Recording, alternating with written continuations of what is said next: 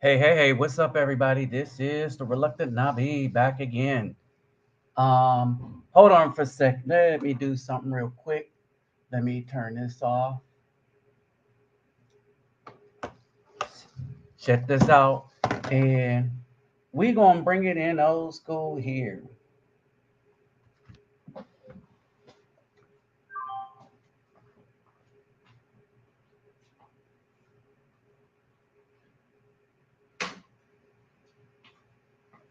We're gonna bring it in old school here for the moment. Well, not old school, but back to how I used to do it. As we wait for more people to come on.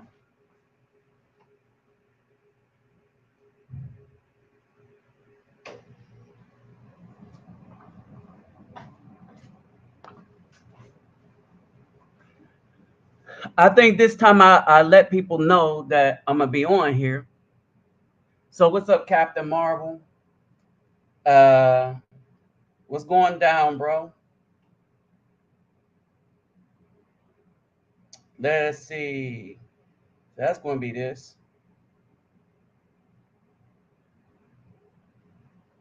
No, it's not going to be that.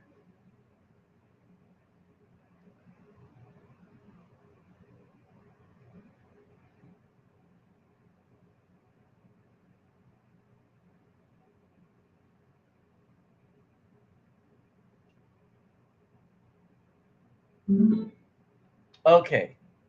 So hold on for a second. What's up, Space Rice Crispy? Um, and I'm gonna open this up earlier than usual to a panel, but I want people as they come on to let this sink in. We keep we kept saying, or we keep saying. Hold on for a second. This is in here.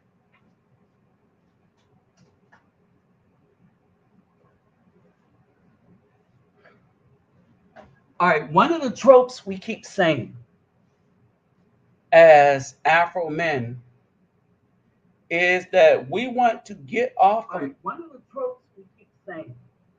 Hold on for a second. As Afro men is we want to get off from under the control of the BW. But I'm here to tell you that the BW is a problem only because of betrayal and treasonous acts against Afro men. And as more brothers understand what's going on, all right, as they get up in here, there's even a greater problem.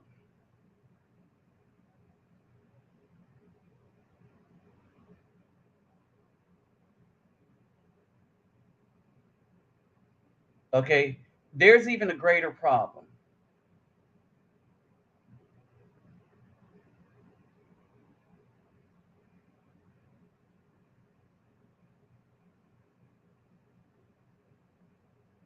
All right, so let me do this. See how this is kicking up.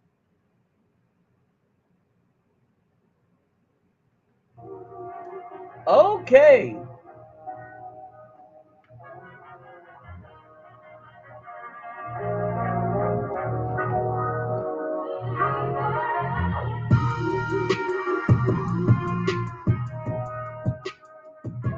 All right. So what's up, Lewis Davis? What's up? Seem like a new brother today. Um, so this is the Reluctant Nabi, and let me greet everybody real quick.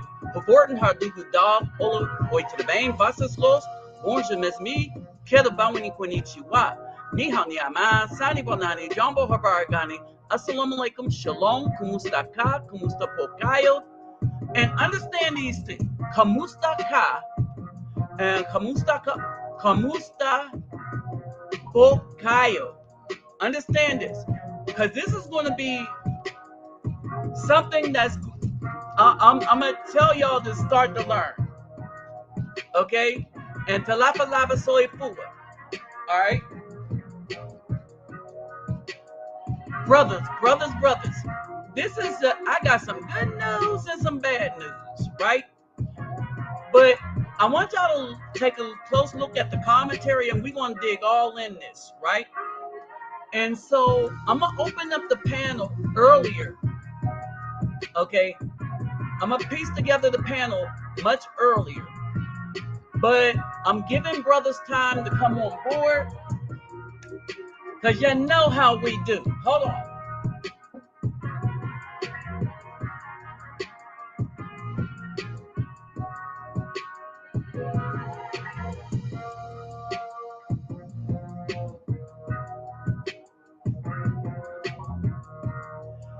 And as we wait for brothers to come on, I'm going to talk about a situation that I have here and how I'm dealing with it. And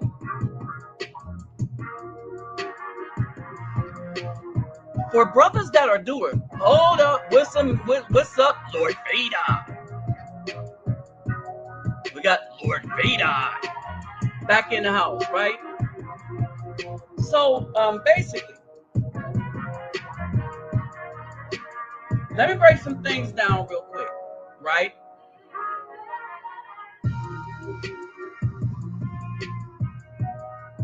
The so-called black community is doomed. It's doomed. And it's been doomed by the people within the community. That doesn't mean everybody in the community is doomed, but as a community is doomed. It cannot be revived. There's nothing you can do about it because the level of betrayal is that ornery. It is that deep. It is that destructive. Any name you come up with, it is that. Now, on the other hand, all right, let's do it like this. All right, on the other hand, as you look at the statement here, on the other hand, with you brothers here, we need to start fighting these corporations back who are allowing people to slander the entire population of Afro men. Right? Now, with this new set of slander tactics, out and outright known lies, all right, as a part of destructive warfare, if we can call it, all right, the B-dubs, along with a couple of their simps, have decided to slander the name of any Afro man with a passport who has traveled.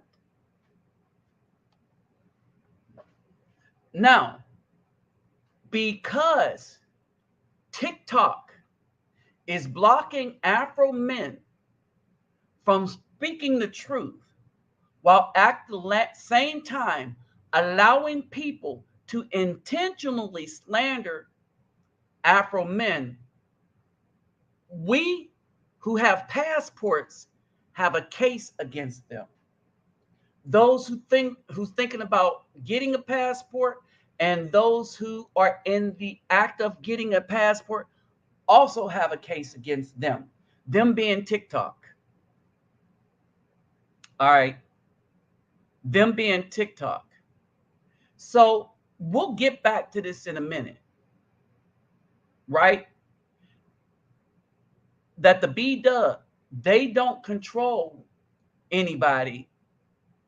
It's the system, the Caucasian system, by design that gave them privilege, gave them stuff, rewarded all their bad behavior.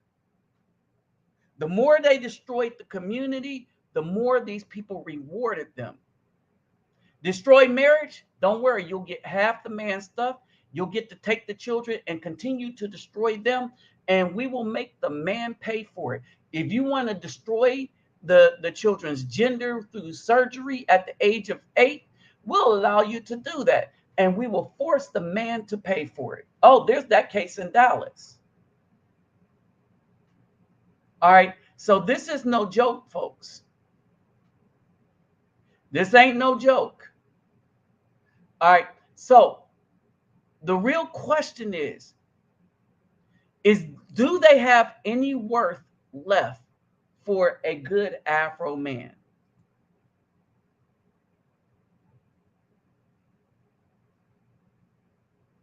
And this is the question. When this is all they have to offer us, good Afro men, all right, remember, they were working to get those degrees and stuff so they could take care of thugs and stuff like children.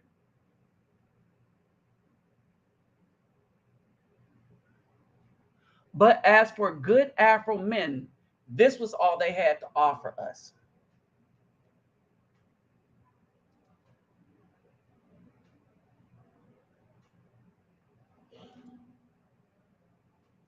This is it. This is all they have to offer us. Right? So at the end of the day, what are we, the so-called good men, the men that got their stuff together, the spiritual men, what are we going to do about this? All right.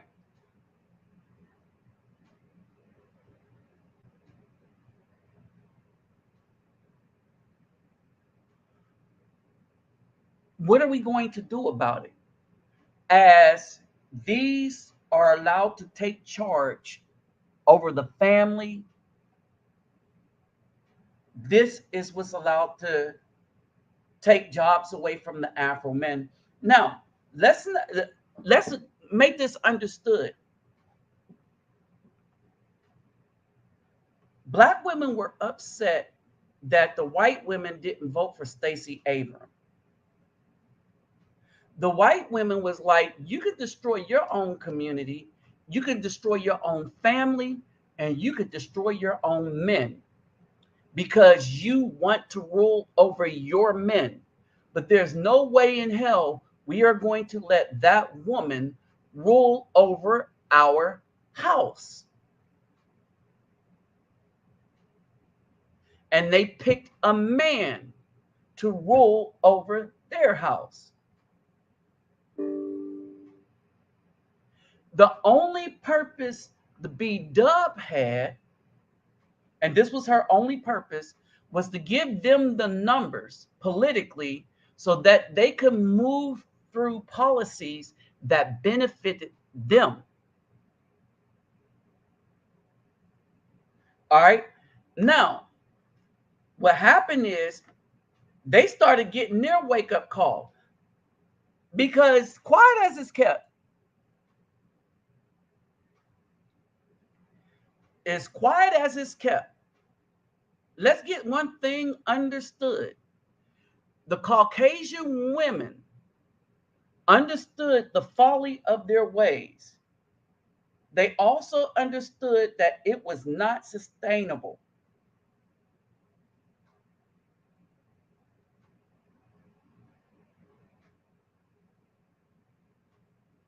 All right.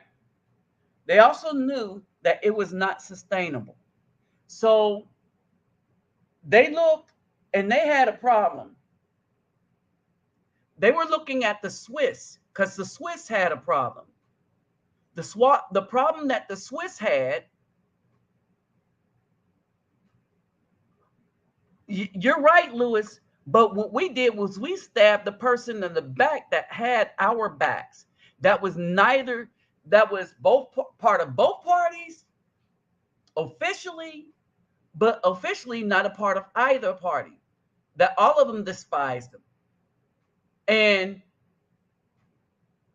Black people allowed the media to make a whole toxic new type of life out of hatred for a guy that did more good for them than any other president. All right, period. So let's make that understood. In other words, the community got played big time.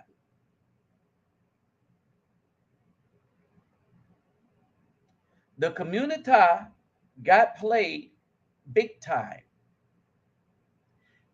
And the reason why they got played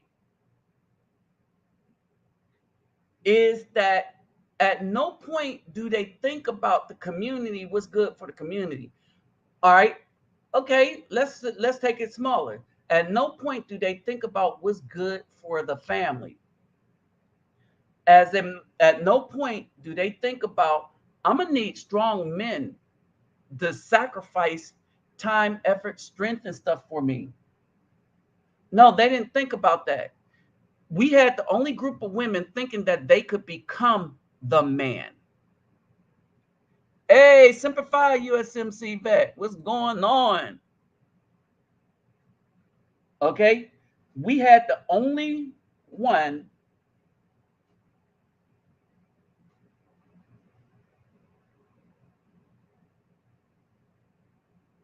Hold on. We had the only ones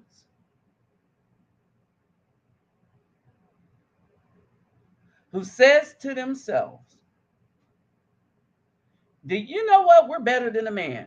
We don't need no man. What's up, young boy 24? We don't need no man. We're better than a man. All right, now, I am going to, what's up, Mentor OG? What I'm going to do is this is going to kind of tell a story, right? And then we're going to look over a lot of these things. I want y'all to pay close attention to, I'm going to have Deuteronomy up in here.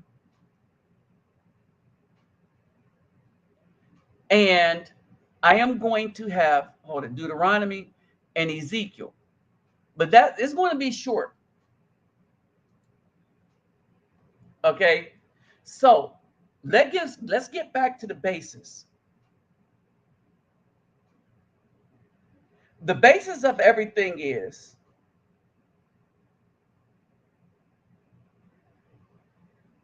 these women wanted control of us the same way they had during slavery. And a lot of people, I'm going to break this down now. A lot of people were not making that connection.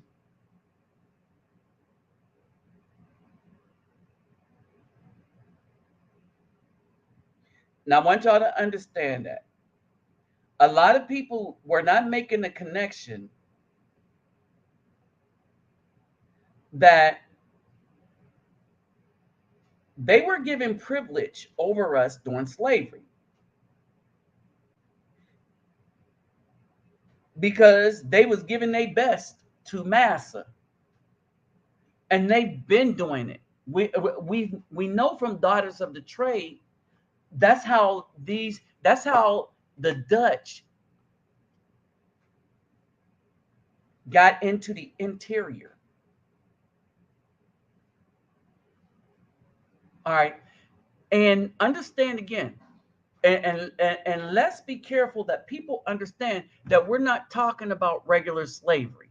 So when they talk about the indentured servitude of the white people, called BS. We're talking about chattel slavery. And so stop just calling it slavery, and let's call it what it is: chattel slavery, where they rob people, where they rob us, Afro people, of our heritage, spirituality, i.e., religion, name, history before slavery. They stole all that from us. All right. Many of us were native. That's one of the things that they're trying to hide. They're trying to keep that hidden. Aboriginal to this land. All right. Everything that we think we know about history, as has been taught in their books, in our government books, we have to now take as a lie. And we need to start learning of self on our own, because they lied about so much in the book that it hardly makes anything they said in these books the truth.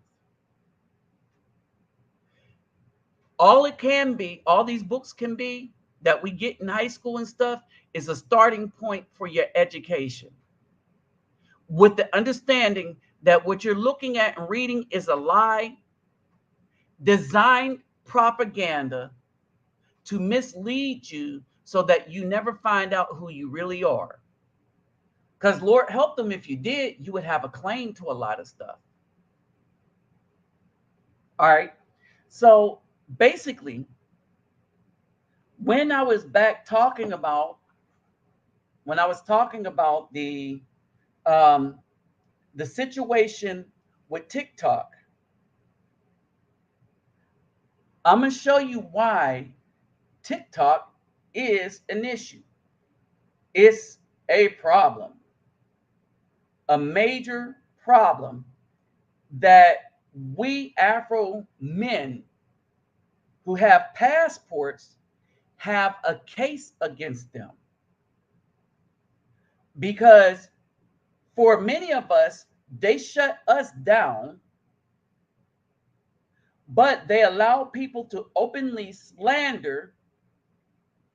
What's up, Backwoods Rider? Let's see, Louis Don. They allow for our image to be slandered, and I'm gonna show you that in a minute. They allow for our image to be slandered and all the rest of this stuff, right? And so basically, let's go on ahead and get into some of the slander stuff. Hold on. Let me get some more of your comments. Let me see. Who's that? What's up? What's up?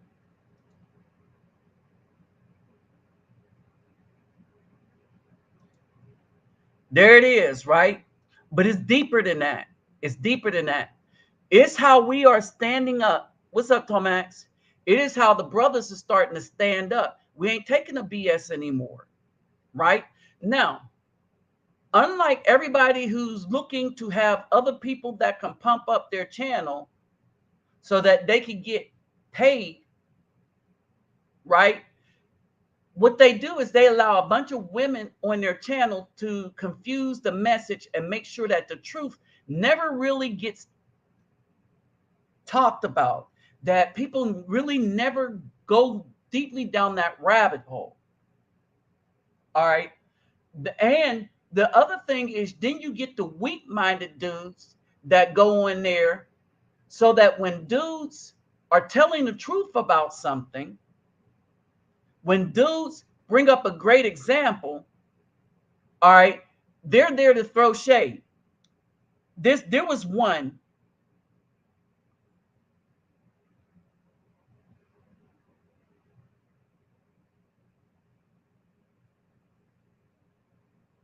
There was one. I'm gonna put this up right here, because this one really just This one really pissed me off. All right, I want y'all to listen to this. This is the dude Logic talking. All right. So the dude talking, his name is Logic, right? Now, what I want you to understand is Logic. Well, I'm gonna let him tell it, but I want you to pay attention to. I watched this whole video. I watched the whole video. 2 years in the military. Mm-hmm. All right, hold on. So he's starting. So it's Logic, the dude in the middle, right? There's a dude named dollar sign Rashaan. All right, Shaan. He's this dude right here, right? And what happened is it's the same moist towelette minded dudes that always come on these shows. They bring them on because a lot of females follow him. And so these people don't want to solve the issue. These people don't want to help the community out. And you can't help it. I'm going to show you why in a minute. That it's done. It is really, really done.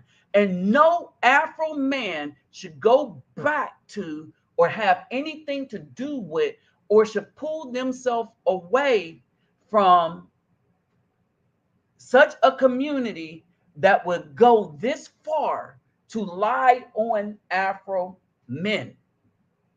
All right. But I want y'all to hear him real quick. All right. I did 22 years in the military. Mm-hmm. It's hard for women.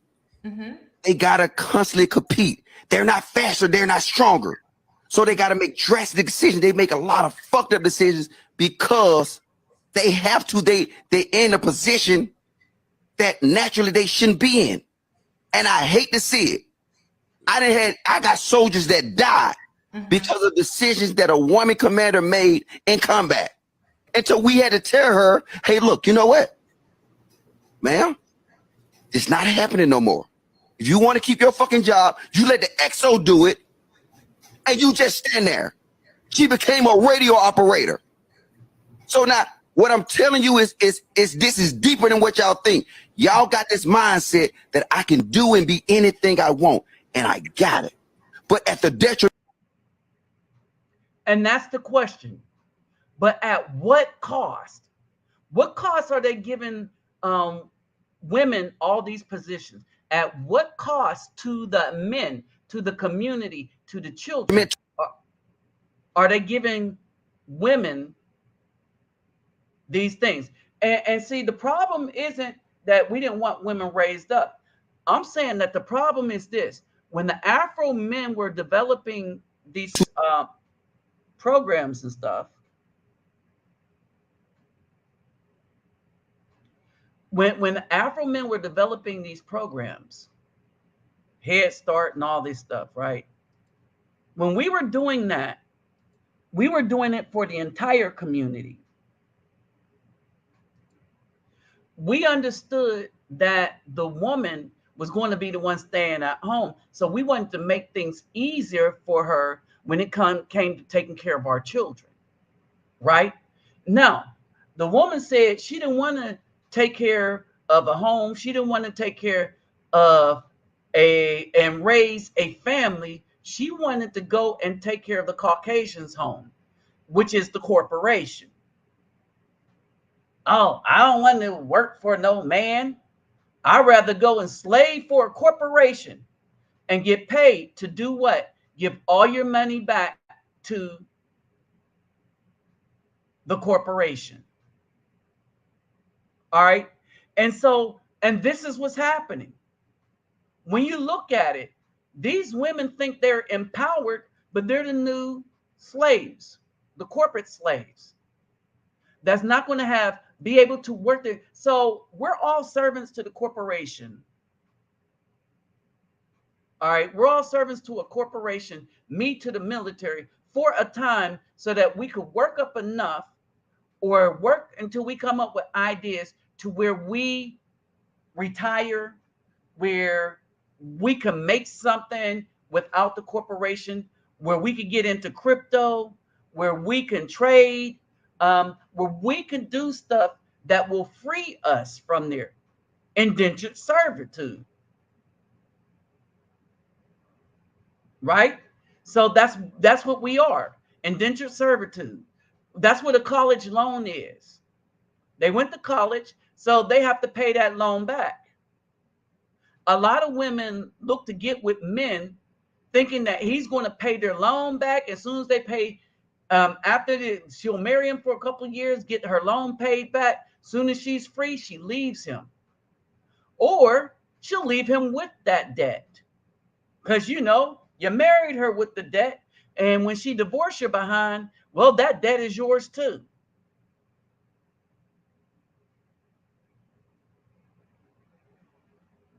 Exactly. It's only, Lewis, it's only been within the last decade that men been returning fire.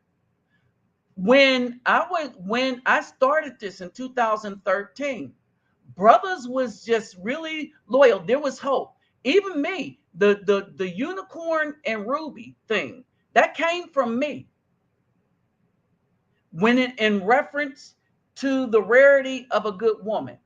And then it got spread to a good man and good men. So, but when these women found ways to shut men out of conversation so that we couldn't even have them with each other, all right, then they were just weaponized for the left.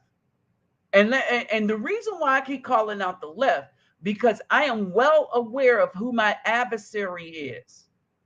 I'm not going to blame everybody. Yeah, I don't trust the right.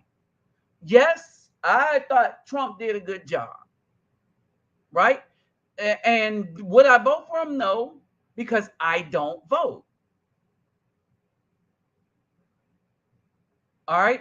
How you feel about seeing him run again? I don't know. I like the first Trump because I knew he was a loose cannon, right? And he was good for us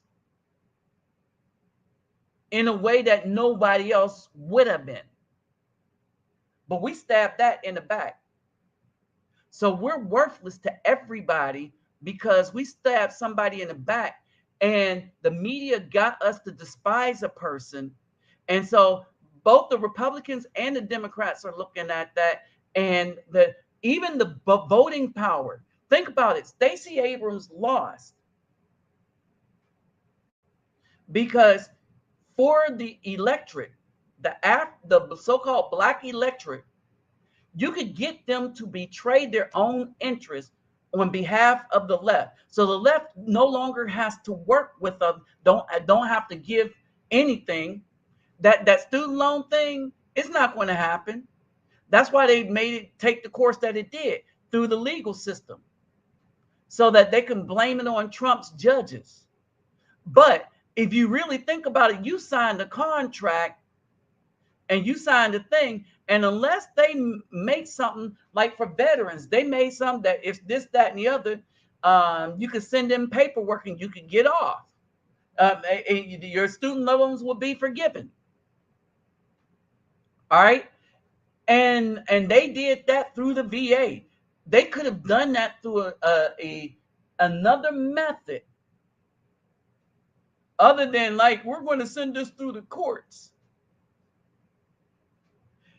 because the banks run that, and you can't force the banks, or let's say you're not going to force the banks to give up money that you signed a contract that you're going to pay. All right. So that's why they did it. They knew that the banks would come out fighting, and that any judge, and they picked a district to make sure it was a Republican judge that would be over it. And so it was nothing but a political game. And they played the black women, they played them like a fiddle, right? But it doesn't matter. They could do them any kind of way because they control them, and they use these women to control the Afro man. But here's the catch. Afro men have found a way out. And our way out is, one, not dealing with them at all. What's up, Baruch? All right. And that was our way out. We said, hey, what's up, Roger Spice? Hey, Dwight, I didn't see you in here. All right. And so it's starting to backfire. Not on the government, because they're making money off of the dudes that's now. So it's a win for the government. It's a win for the Afro men. Now, before myself was talking about it in mass, and Charles Tyler, it was only black women that's getting passports, going overseas, going to be porta potties, going to Qatar, going out on these yachts and stuff, getting run through. It was them. Caucasian men, they were going to all these places. They were the problems in some of these places, right? The Afro men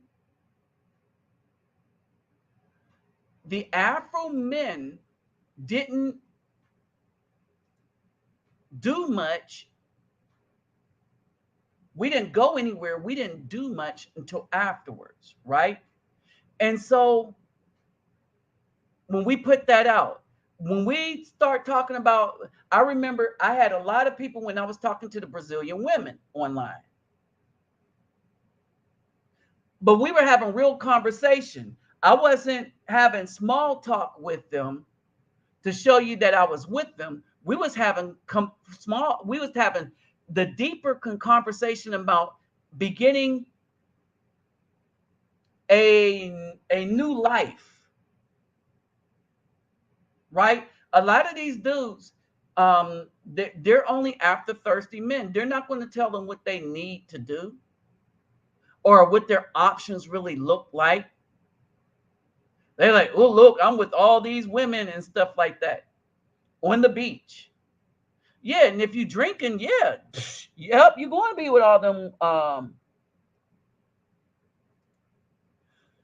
Yeah, Dubai, yep. You're going to be with all them women on the beach, right? So now let's really break down what's going on. So basically, this is all the B-dub think they're worth, and this is all they think they're worth giving us. Understand, and the reason why I picked this one out is instead of putting the food in a basket to maybe cook a meal, many of them think that this twerking is the end all and be all. All right? At any size. All right? At any size. Okay. Yeah, let me remind you real quick. My Cash App and PayPal me is in the description box to donate. Remember, you still take care of yourself and family first. Okay? And let me remind you, everybody start clicking that thumbs up button. Everybody, real quick, click that thumb up button. All right. Now let's get into the meat. I'm going to leave this one up here.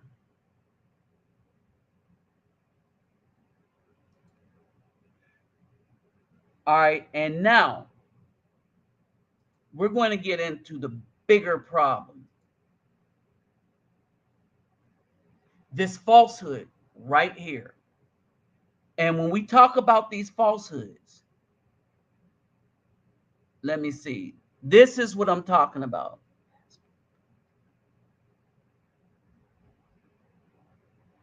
This is what I'm talking about when we talk about these falsehoods.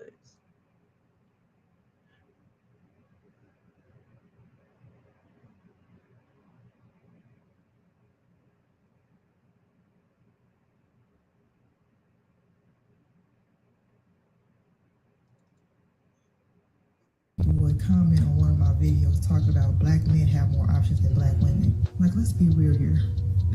Y'all are only going out of the country because y'all can't find a sucker in the U.S. Y'all basically have to go out of the country to find yourselves a woman because the women in the U.S. don't even want y'all anyway.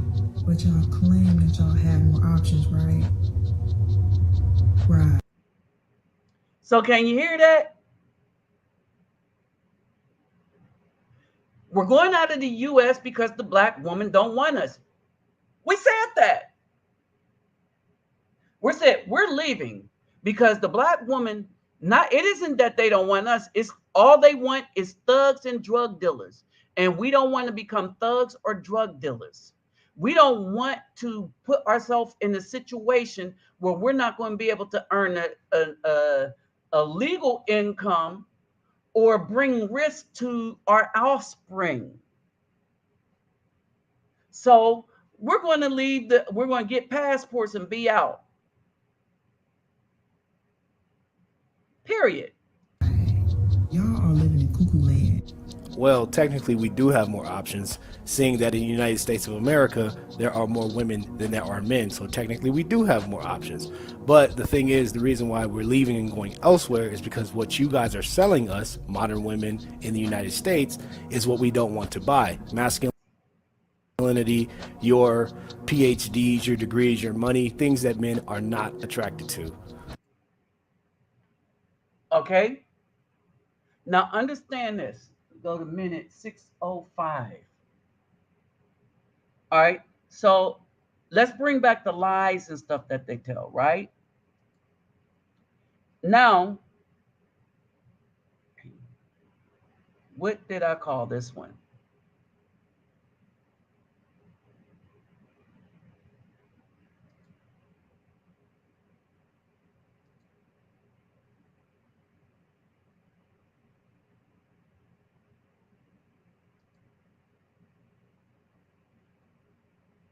Okay. Hi, folks. All right. Some of y'all know this. This is the Filipina P. I'm gonna try to run into because I have some things to take to the Philippines. Me and brother Steve, we was doing computers to one of the schools. He had a lady friend down there, and she's a teacher. And we've been trying to get stuff down there since before the pandemic. All right. So now that they're fully opened up, we're going to make this attempt when I get back from Colombia because I got some soccer balls to take there and some other things there. All right. So where I want to go is, let's see, minute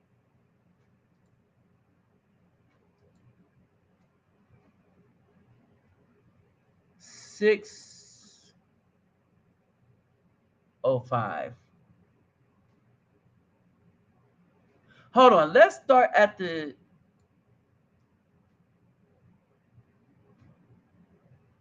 Yeah. Let's let this. All right. Let's let this go from here. Pay attention to y'all. This is what TikTok allows. Who are typically black guys who have gotten fed up with the situation Oh, to let me seek say this love one and thing. All right. This is an epiphany. She's not the only one, but she's one of the more famous ones, right? This is an epiphany, right? And is it really worth it to deal with the B dub? Because I want you to listen to her real quick. foreign lands. Well, apparently there's quite a war of words going on between a certain segment of Western women and men who pursue international relationships. It seems there's a lot of animosity against these guys, with name-calling and outrageous accusations.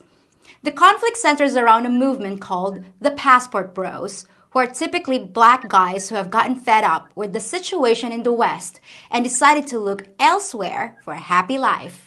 Now, even though the passport bros are mostly African Americans, I think you'll recognize the same tactics being used to shame any guy who dares to dream of finding a better mate overseas. So what are these women saying about the men? Passport bros go to third world countries and purchase little girls and turn her into a breeding mare. They're little girls, you're sick. Hey, who you calling a little girl? All right. Now I wanted to freeze that there for this reason. I'm going to show you two things. I wanted to show you two things. I wanted to show you who's attacking us and who is defending us. All right. And now I want y'all to think about this. It is the Black women who are attacking us in such a heinous way that they are slandering the name of the Afro men and our image. I see no different at what they are doing today and then what the people who made the movie Birth of a Nation was doing at the time they made that silent movie. And everything in it was a lie, but because it was a movie and because people didn't like us anyway because of our skin color, it restarted the Triple K. It restarted lynchings. All right, I want y'all to pay attention to that. Now, again, this is our defender. And she's not the only one, but she and other Filipino women have decided to come out and speak the truth to power that the Afro brother, well, we'll let her say it. What else you got? Passport bros are nothing but a bunch of pedophiles who's. And this is why we should be able to file class action lawsuits against anybody that allow these people on to say that. This is libel against any Afro man with a passport that travels. Traveling across the world to get young girls. It's pedophilia tourism. And you know what? I would like to invite this dude to one of the favelas that I go to.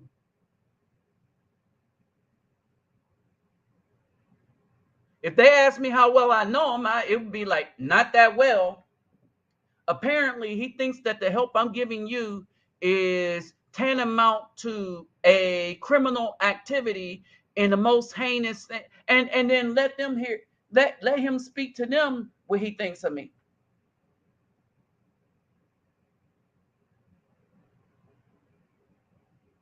You know, if they were to say, hey, why don't you go home for a minute? Let us talk to this dude real quick. I would leave.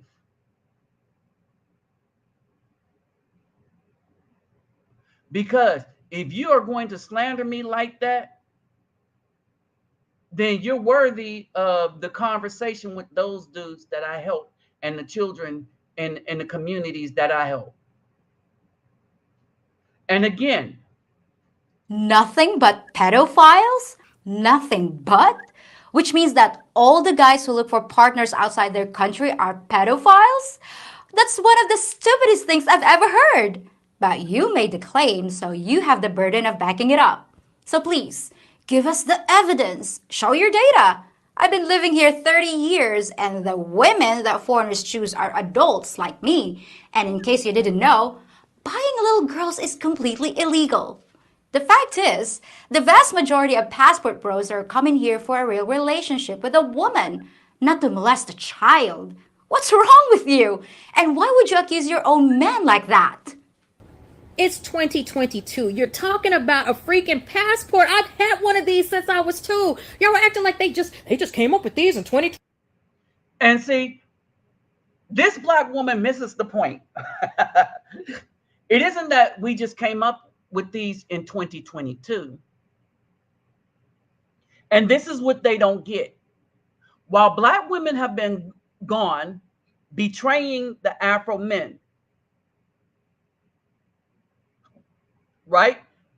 They have been betraying Afro men, betraying the Afro community, betraying their own children, right? Deciding that they could be the man. While they've been doing that, the regular brothers, understand this, the regular brothers only just decided to leave them alone. See, because we went through the 5 stages or however many stages. Me, I was gone sooner because I see corrupt hearts a lot faster than other people because I'm looking at people through a spiritual lens. Right? And when you do get me, you only get to get me once. All right? Period. All right? So she's right. Black women have been traveling. But the difference is the brothers have been waking up and they're saying that, wait a minute, it's not worth it anymore. 22, I'm going to go over and get me a woman, be able to abuse her. Ain't nobody going to do. See how she says abuse her. Understand this. Do y'all understand how people feel about Americans? That just goes to show you ain't been nowhere. So now, y'all know that I go into one of the most dangerous places to go into in Brazil, and I'm treated like a brother there. Okay? Period. I'm treated there like a brother by the brothers that protect the neighborhood. All right? I'm treated with dignity and respect by the children and the elder mothers, not the younger one. And let me just say this. The elder women are raising the children. The younger ones are not. The young mothers are not. Same thing going on. Since the Wonder Woman movie and since a lot of black activists been down here, Brazil has not been the same. And the men see it and stuff. The men see it. Now, let me let this finish. I want you to listen to Filipina P again. Y'all think y'all gonna run your broke asses over to other countries and they go, oh, these some black kings from America. Most people don't like Americans. She's right. Most people don't like Americans, but the Filipinos generally like Americans. And most people that don't like Americans love Afro Americans. They love the Afro bros. Always have. In Germany, there was much love for brothers over in Germany. In Holland. The first time I met a Filipina was in Holland. And it was my first experience with an African woman. Man, whoo, Lord. But anyway, with that, and I forget where she was from. It's why I learned French, right? And then when I came back to the U.S., I had a few, most of my African girlfriends were French speaking, okay? So that's my experience. So yeah, they like us. They don't like the B-dubs and the Caucasian men. The Caucasian men, they like their money, but it's the attitude. They go over there with, we're superior to everyone. All right, and so that's what they don't like. All right, and if you take what's going on in the World Cup, a lot of Caucasians from Australia and stuff is going to force the alphabet ideology on a country that don't play that, but they're going to force it. They're going to break their rules, right? And then they're going to want their countries to bail them out of jail when those people there get sick of that. Well, they should have put it, because in our country, then stay your behind in your country. Right? We're leaving because we realize this country don't have nothing for us. All right? But Let me let her finish. They think that we are overrated. They think that we're better than everybody else. They don't like us. They don't like us. They sure not gonna like you if they know that you're getting your passport so you can come over there and abuse their women. That as a black man, if you want to roll up in some of these other countries and try to abuse their sisters and their daughters and their nieces and their mothers and taking them out, toe tagging 4.5 of them a day, you know what's gonna happen. You're gonna get hacked up with a machete. And you know who's showing us the most love? The very women, the very people that she wants to off us. Do you know her problem is that most black women are creating babies? Again, let's bring it out. 59% of black women have multiple children from multiple babies' daddies. All right. 59%. And the dudes that's creating these children, when we talk about the black community, it's at least at 61% to around 71% of the dudes that's multiple children from multiple babies' moms are dudes coming out of prison. And just to make that, remember Tavon White? He wasn't even coming out of prison. He was making all them babies from 4 women in prison. Remember the Tavon White, the dude that impregnated all the security guards? I mean, think about that, right? But this is why I would pick a woman from the Philippines, because of all the women that I've dealt with, I've seen a pattern that it's the Filipinas that come to bat for the Afro man, whether that's the one she's dating or if she's dating Caucasian men, because a lot of them like Afro men. Exactly, lady. If you come over here and start abusing women, you will get hacked up by a machete. I assure you. If you come over here and abuse me, my dad's got a nice big blade with your name on it. And how many passport bros have gotten hacked up?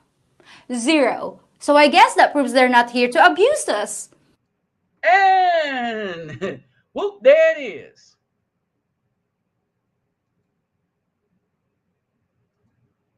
So let's get back to this now.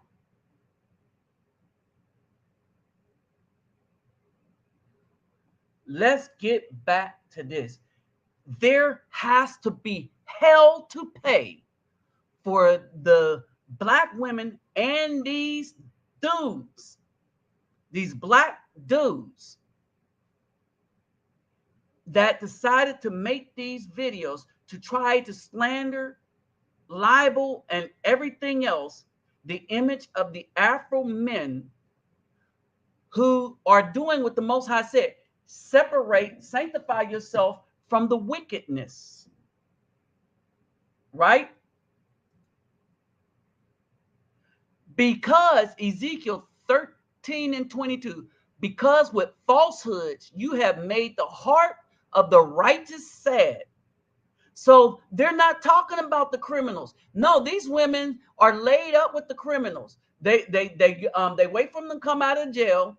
They have their little home apartment and stuff, and so they'll buy the dime and stuff, and they wait for Pookie to come in. All right, and while he's the one in there abusing them and stuff like that, they're okay with that, but they're angry that their fallback plan is leaving. Right? So because with falsehoods you have made the hearts of the righteous sad, whom I have not made sad, and you have strengthened the hands of the wrong, so that he does not turn from his evil ways to keep him alive.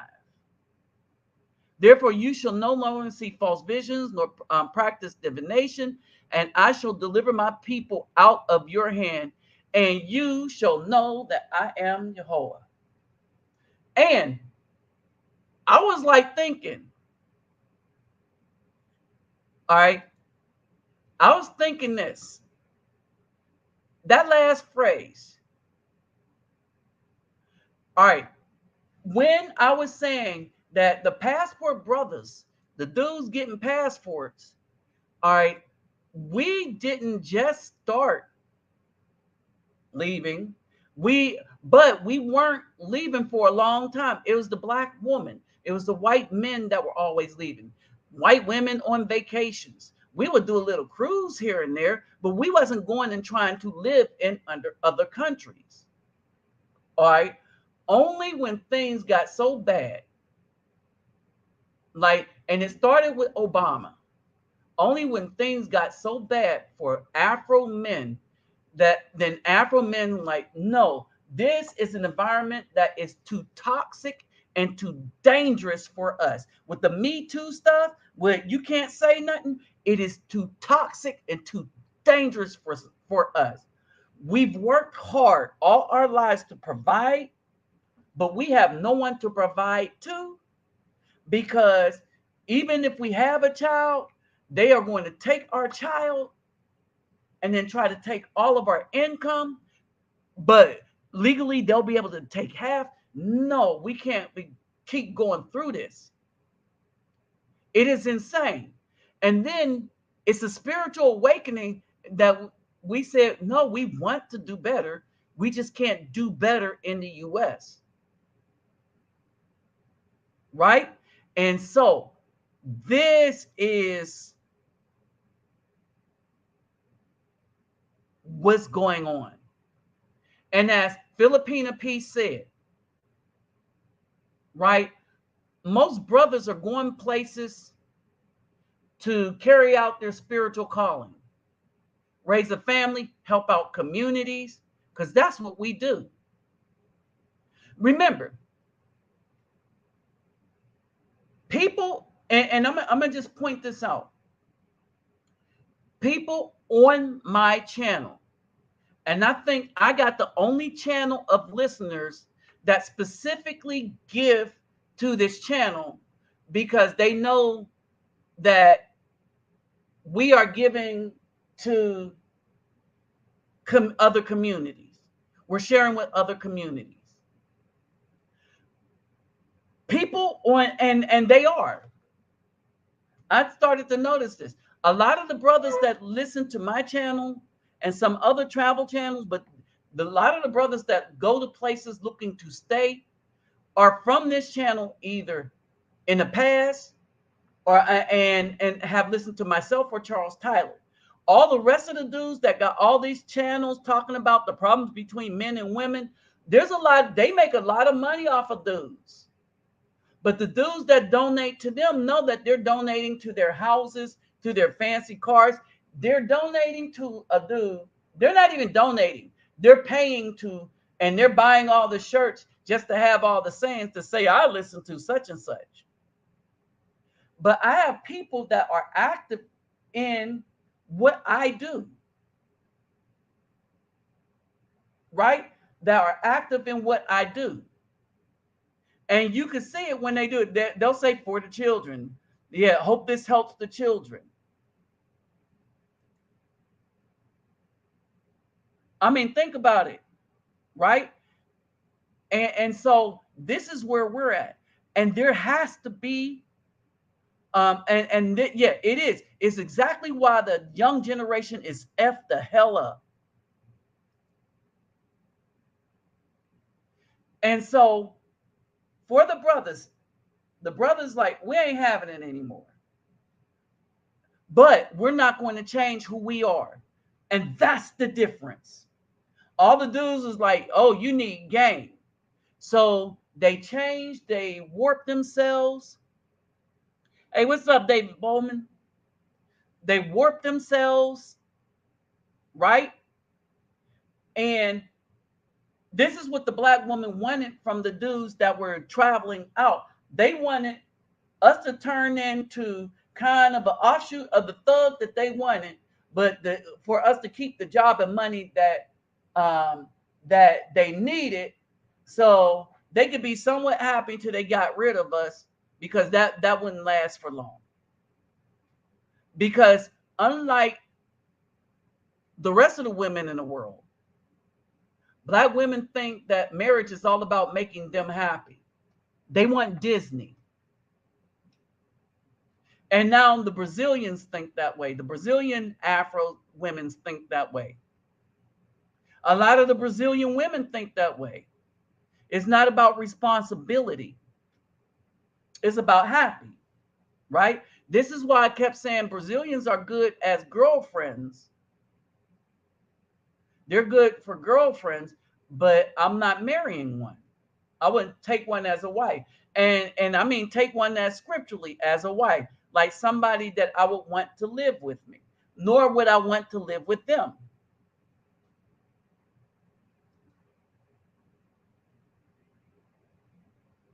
All right. And for those of you that know, my last only in experience, even being in a house, no. I keep myself separated, and I have them come see me whenever.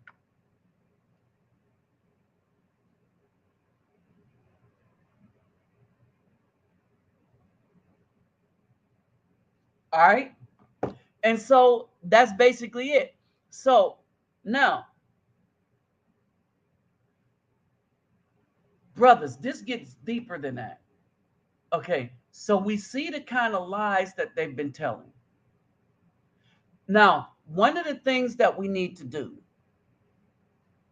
if you have a passport, we need to figure out a way to bring TikTok to task. If you have a passport, if you're getting a passport, or if you thought about getting a passport and you feel that the people were talking about you because they were specifically talking about Black men, right? Now, the reason why this matters is we could file a class action against TikTok for allowing people to slander a group of minority men.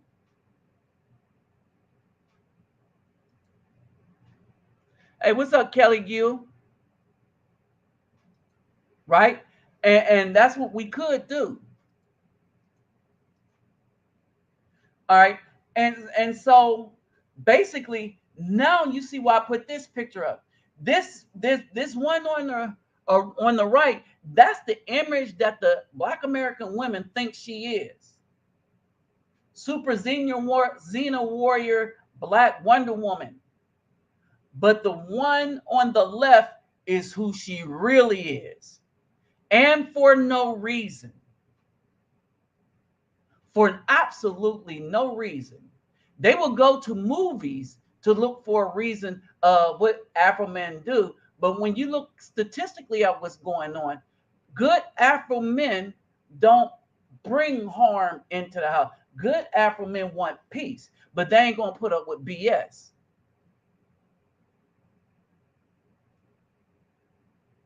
They would rather kick you out or leave before they put up with BS. It's the toxic ones coming out of the prison system that they getting them hands laid on them from. Now let's get to it.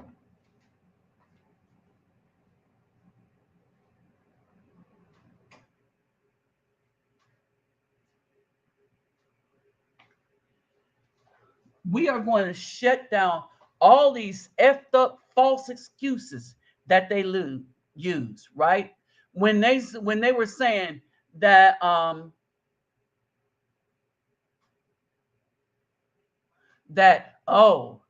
that the most successful marriage is between a white man and a Black woman. No, again, that's not reality. That's their dream Wonder Woman kind of image, right? But the reality is that when you look on here, for each group of men, the Black woman is the worst woman for them to marry. The people that got it the best are Asian with Asian. White husband with Asian wife. Asian husband with white wife. All right. Hispanics do all right. Them whites. All right. And so And now the reason why the Afro men have a hard time, because unless we pick a Afro woman, the black woman is the only woman we can pick and not be harassed by a Caucasian system or people. And even then, that is the worst. With all the harassment that we face from black women in a Caucasian system, if we get with a white wife, it still lasts longer than being with a black woman for an Afro man, statistically. We do better with the Hispanic woman, and we do better with the Asian woman. Now, the other excuse, I want y'all to look at this. Anytime these moist toilet-minded simps start talking about, well, you got to understand, it's the prison complex that's the reason why we got that the black women don't have good fathers. It's the prison complex. That is BS. It's a lie. And it's a bold-faced lie. Oh, let me do something real quick because I know y'all can't see this.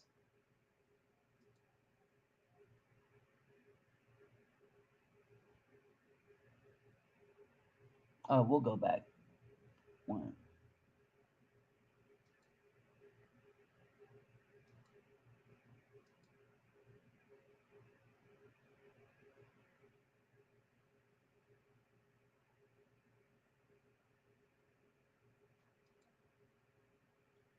Hold on for a second. I know y'all can't see this.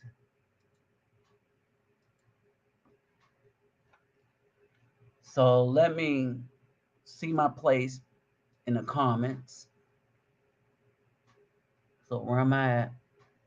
So let me put this right here. All right, so y'all can see this. When they lie and try to say that the single parent, the single mother household was caused by the prison complex, that's a bold-faced, out and outright lie. In 1960, when black women start getting into feminism, that started the rise of the single black woman-run household. That's when they said, we're going to just allow the Pookies and Ray Rays in the hood get us pregnant because we'll get free welfare. And this was out in the Moynihan report, right? And remember when he asked them children, how many, them women, them young girls, how many wanted to marry your father? Only one raised their hand. The other ones wanted to be independent because that's what their mothers taught them. Their mothers were the ones in the 60s and 70s. When that came out, that was 1980. Right? Now, let's take a look at the bottom one. The prison admission for black males in 1960 was what? 25,000, and it went down maybe to 10 in 1970. All right, so it was in 1960 roughly 25,000. So you'd see 0, 50,000, 100,000, right? It went down. I want y'all to understand something. While it went down, the single motherhood kept going up.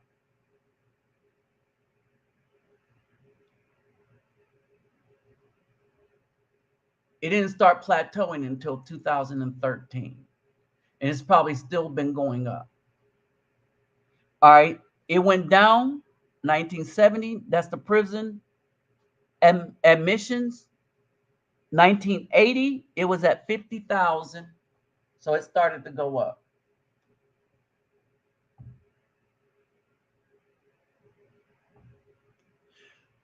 It ain't even close.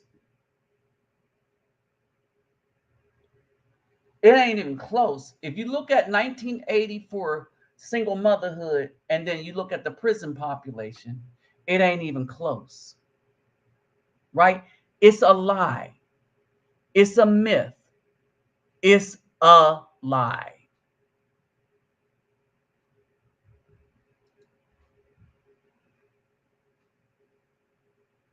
It's a lie. All right. On Twitter, they shut me down because I am not allowed to tell the truth. But they allowed these people, they allowed the Black women to come up and slander us. The whole Afro male population. And this is why I say the protected group, they don't protect. And this is why I call, is G1 up in here? Oh, yeah, you are. What's up, G1? All right. And this is why I call BS on whatchamacallit, on TikTok. This is what makes TikTok racist, right? They'll shut down stuff. Kyrie Irving were finding themselves. Now, I want y'all to understand, not every melanated person in the U.S. is Hebrew, nor are we all Aboriginal, although most are. I would gather to say most, meaning at least greater than 50%, I would believe are Hebrew. I believe that, so you had people that were kidnapped from all over Africa, but the primarily people being kidnapped and being taken out of Africa, they are finding out was the Hebrews. And Hebrews were already here. Right? There's a lot of stuff going on that they're trying to keep secret. Right? And so it's up to us to learn and define it for ourselves. Without that, we don't need white people's help. Period. All right. And because they allow lies in the midst of evidence to prove the lie wrong. And why are they complaining? Because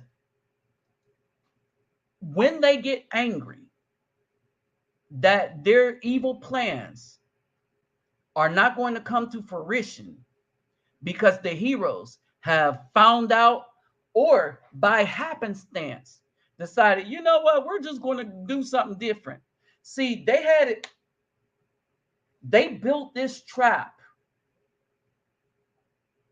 They built this trap, and because they thought they knew us so well, which they don't know us at all, because Black women don't take time to get to know men or listen to them. So they don't know crap about us. We know a lot about them, which is why we're leaving. All right. But they built this trap, right? And they thought we were going to walk into it. But we didn't.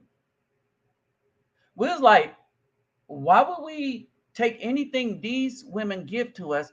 Because they've treated us nothing but bad all our lives. They've never shown us that they care at any point in our lives. So you know what? We're not going to walk down that road they prepared for us. We're going to take another route. And now all that planning they made to trap us on that plantation, to perpetually use us, now it won't happen. We're taking our broke, dusty behinds are taking our broke money to another country and helping out those women who are caring for us. Now, when I start seeing the Filipino people, right, and she's going in on them, but she ain't the only one. There's a lot of Filipinas on Twitter. I mean, on not Twitter, on TikTok that's going in on them in defense of the Afro brothers. I was like, there it is.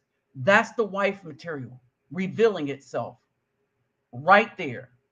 There's always been a relationship between us and them. I told you, we have history with South America and we have history with Southeast Asia that's good, right? And we have always carried ourselves well with them. It's not like dudes going, it's not like that short trip down to the DR where everybody can go. You got a lot of good brothers go, but you can get anybody that want to leave Florida could just hop over to the DR. It's the same as going to California. It's the same as going to New York. But the Philippines is different, right? And dudes ain't trying to make that trip, especially when they can get what they want in the DR.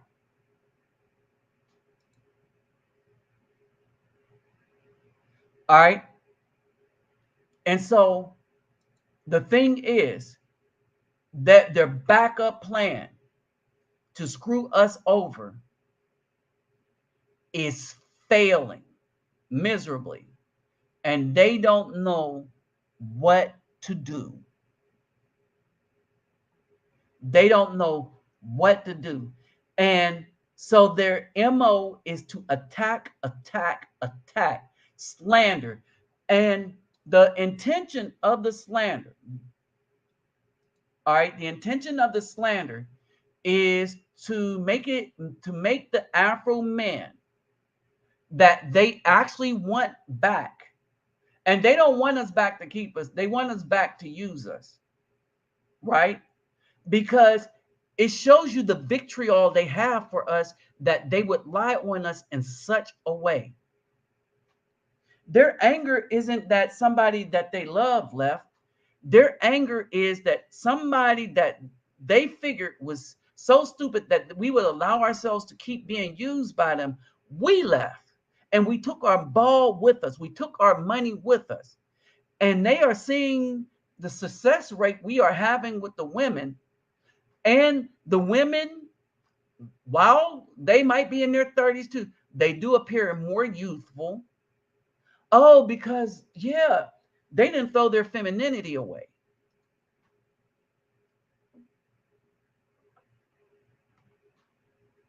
All right. This, women getting pumped and dumped. All these women that got pumped and dumped say they don't get pumped and dumped. Right? But I want you to pay attention to this comment. This is another reason why we out. My ex, who is currently living in a shelter, can't get any of the guys, even the one she cheated on me with, to get her out of that situation. When the pandemic first hit, she thought she was pregnant. How is this possible living in a shelter, you ask? Because her phone was still ringing and guys were still in her DMs, taking her out, smashing, shooting it up at the club, and then dropping her off at the shelter just in time for that 10 p.m. bail check. When people started dying in the shelters, they moved the women to a hotel and they were sneaking their boyfriends into their rooms. Think about that. How is a woman homeless and has a boyfriend at the same time, and both of them so hard up, they didn't leave the shelter to go to smash?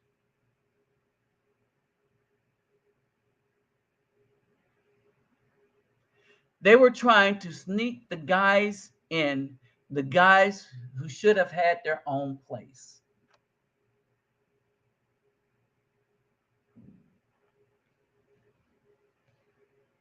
I'm just being silent because I want y'all to let that sink in. These women never wanted providers. All this stuff is just talk right now. These women, remember, they went to get their degrees and stuff to have somebody to lord over. somebody to rule over, right? And that worked for a time being until Thug Fizzle for Shizzle My Nizzle went to jail. And then she lost the person to rule over. And then as her bills start getting worse and worse, because she was paying for two people, now she's looking for somebody to scam and stuff like that. This is why here's the thing. These women do twerk on all these apps, and so many are doing it that people are just sick of it. All right. Here's another thing. Is it really worth it to even try anymore with them? Every single thing that harmed the Afro family, they were for.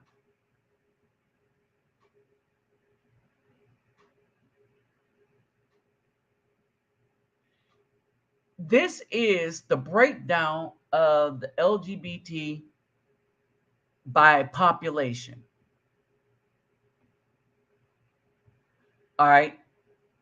Now, they have white and white Latino, but they're all Caucasian, or they're all European, or they're all white, meaning from Europe, because that's where Spain and Portugal is from, right? And so you add that together, and it's not 50% white, 50% Latino. Is 58%, is 79% Caucasian, 12% Black. The total population of the LGBTQRS community is 3% of the United States. And because they're 79% white, they wield so much power politically, because not only are they white, but they're rich. This is why they can shut down your bakery and stuff. And this is why they feel so emboldened. They'll go to Qatar during the World Cup and try to sneak their flags in all over the place. All right.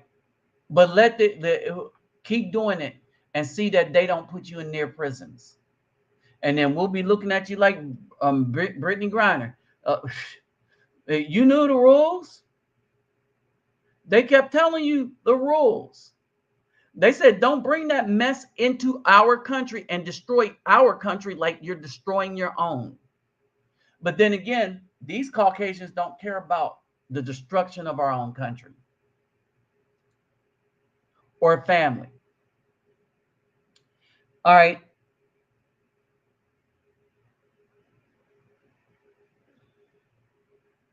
These are more models of that study. And so basically, who's better for marriage, right? And it shows that the Black woman is the worst woman to marry for anyone. All right, this was an actual study that was done.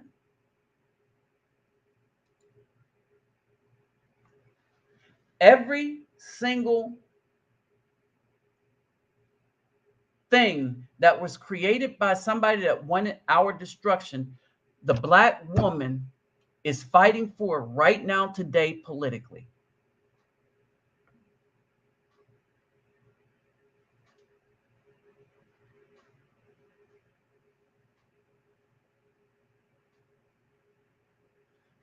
All right, understand. Notice that she says Slavs, Latin, and Hebrew immigrants are weeds.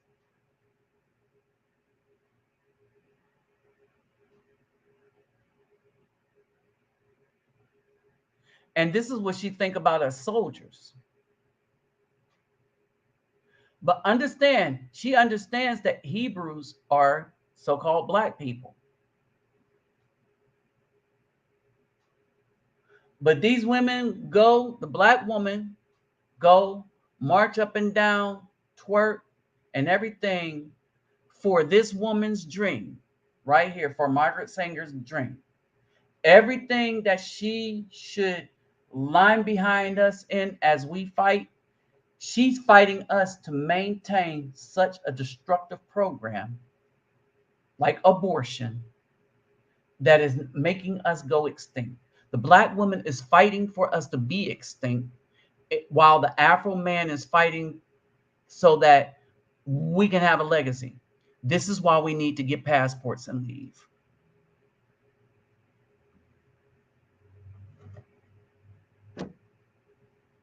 And these women know better.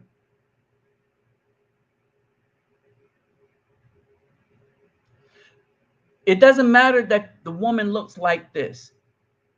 She's not worth it.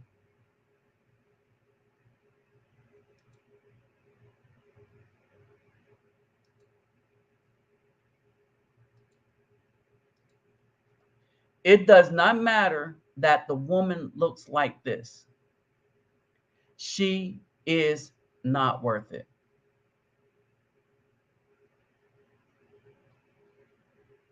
All right. And I'm going to tell you why she's not worth it. At the end of the day, if she's an American, all right, she's going to want your stuff. She's going to want all your stuff. Right? And she's not going to support you or fight for you or help you fight. And we know she can fight because she fights against the will of the Afro man. She fights against the Afro man. She fights against the Afro man's family. She fights against what's good for children, because the only thing they care about is what's good for themselves.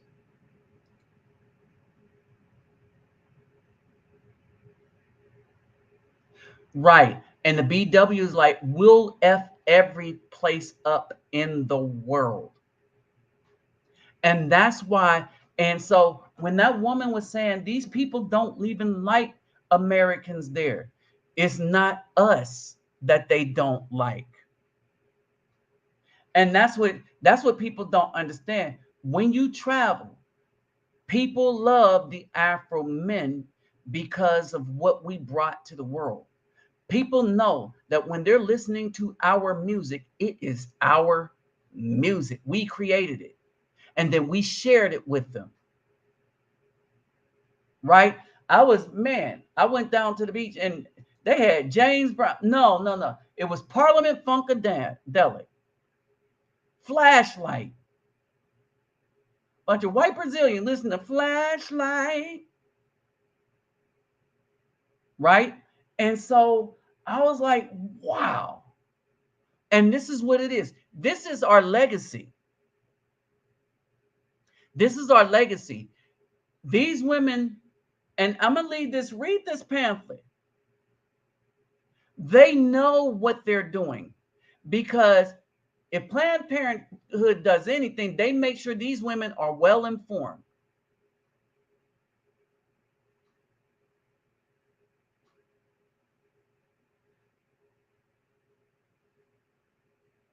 Oh, don't forget the thumbs up, y'all. Don't forget to hit the like button. All right. And they see this. They know this is what it is. All right. They know this is what it is. They know what it is. Oh yeah. My Cash App and my PayPal me will be in. I can't believe, man, David. But thanks, David, for putting that reminder there. Cash App and PayPal me will be in the description box. Remember, before you donate to anybody, again, let me say this again, and my channel or to me to do what I do in the community, you first need to make sure you take care of yourself and family first. Period. All right. So these women are well aware. And so this is what really started to make me just really look at the Filipinos. And I'm going there. As soon as I make my delivery, As soon as I make the delivery to Colombia, take these balls down there, because there's a couple of soccer team, youth soccer teams that I was going to go down there. I was telling y'all the restaurant with the twins. I remember showing y'all the twins, right? Y'all remember the twins? But the restaurant with the twins, that I'm just cool with the family there. And see that, and this is another lie. So when you do stuff, when you're doing stuff in a community, or you're going down there getting involved with the community, right?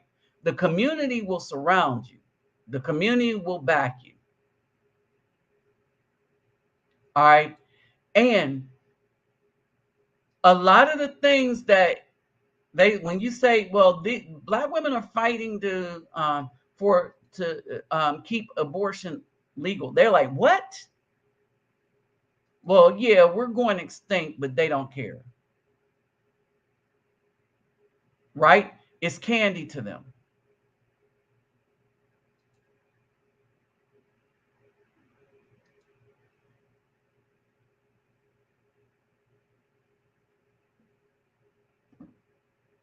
Well, let her bash.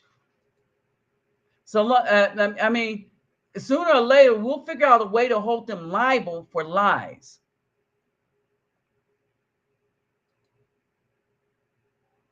But we need to start suing some of these people using the pedo to refer to Afro men that travel and the R word. Period. We don't break their laws like the thugs that they love here who break all the laws. Oh, yeah. They play James Brown, Parliament Funkadelic. They like funk music. In Brazil, they like funk music. All right. And so in Brazil, funk is, man, that's the stuff. All right. So they're down with funk music. And so we'll get back to this in a minute.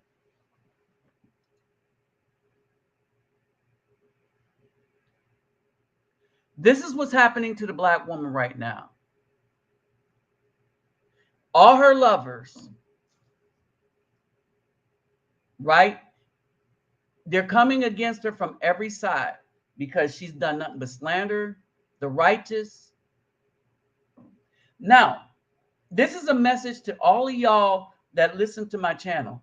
If you are an Afro man, then you are the son of man, meaning you're not Nephilim, you're not Neanderthal or any of that. All right, which means the people claiming to be, let's say, the Caucasus Mountain jewelry people, they cannot be the people of the Most High because they have Neanderthal genes. All right, it says, but let the righteous men judge them with the judgment of adulterers and the judgment of women who shed blood, killing children, for they are adulterers and blood is on their hands. For thus says Master Jehovah, bring up an assembly against them, give them to maltreatment and plunder, meaning leave them alone. And the assembly shall, well, we can't do that. But he wants their sons and daughters destroyed so that he could put it into the wickedness in the land. I'll let y'all read that.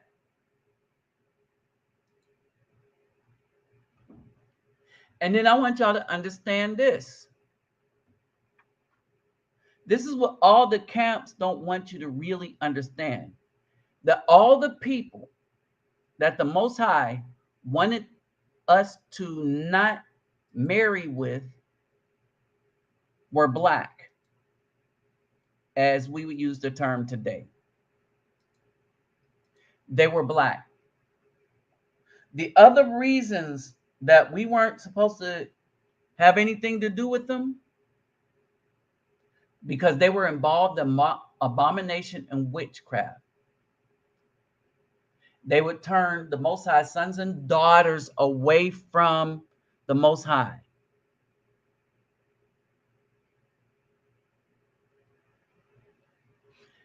That's why we're not supposed to mess. We're not supposed to mess with anybody involved in abominations who will turn us away from the Most High.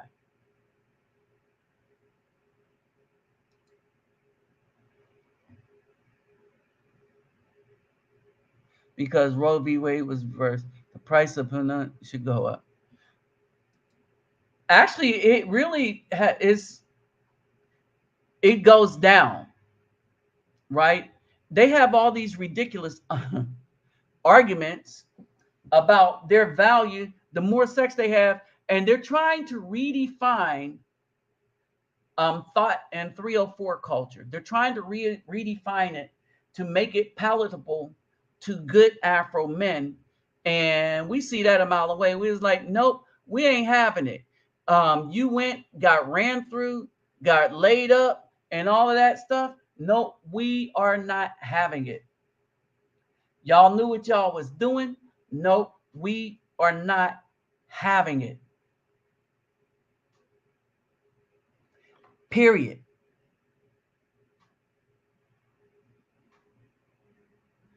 Yeah, Roe v. Wade was nothing but a fallback plan for them. It was nothing but a fallback plan for them. And again, white people never put a gun up to anybody's head. As a matter of fact, per their laws, they made sure that these women were well informed.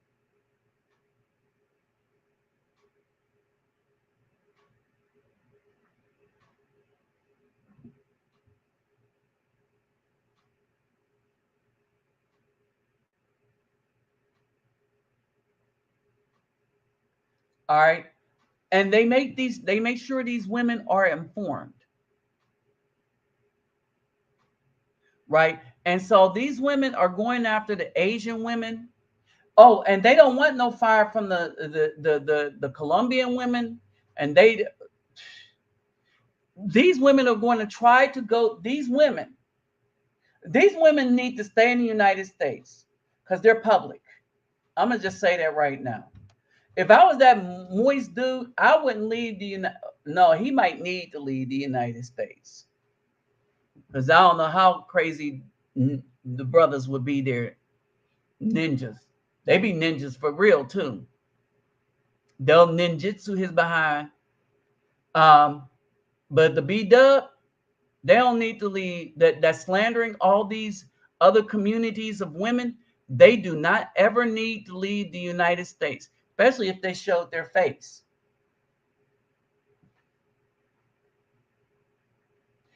They won't even hear people talking about them. Ain't that woman that said we are third world BS little children?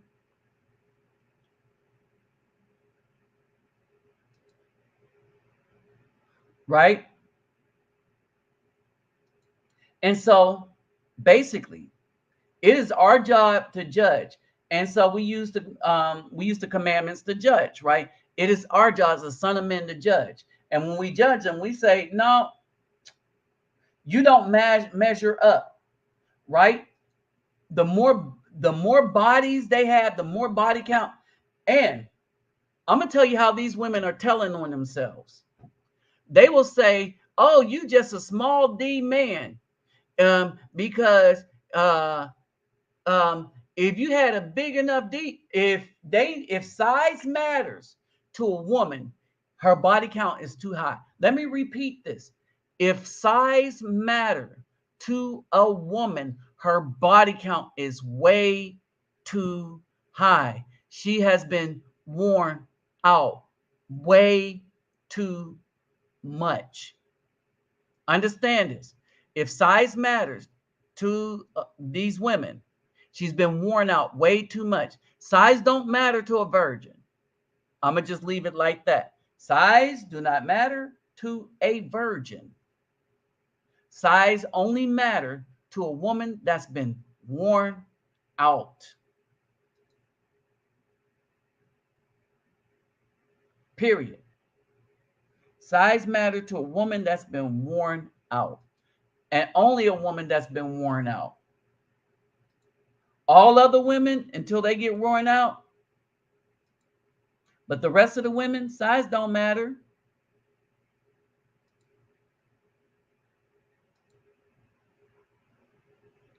All right, let's see. So at this point, anyone that cares to join and has anything to add, there's the link. Click on it and pop right on in. All right, I'll give you. I'll wait a couple minutes, and in the meantime,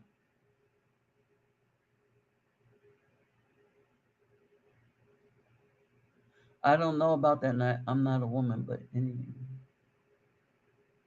No. So let me explain something to y'all. Their pleasure thing is right at the beginning. All right. It is right at the beginning. All right. And so y'all really, I don't know if you, okay, give them hell. I really do know this. I really do know why this is a thing, because I don't think you know what my job was while I was in the military. I was a lab tech. I ran a lab. But the other thing I was training in is cytology, cytology. We're the ones that look at pap smears and look for cancers. That's the primary job. We look at a lot of stuff. All right. So in this, you learn everything you ever want to know about the sexual organ of the female, right?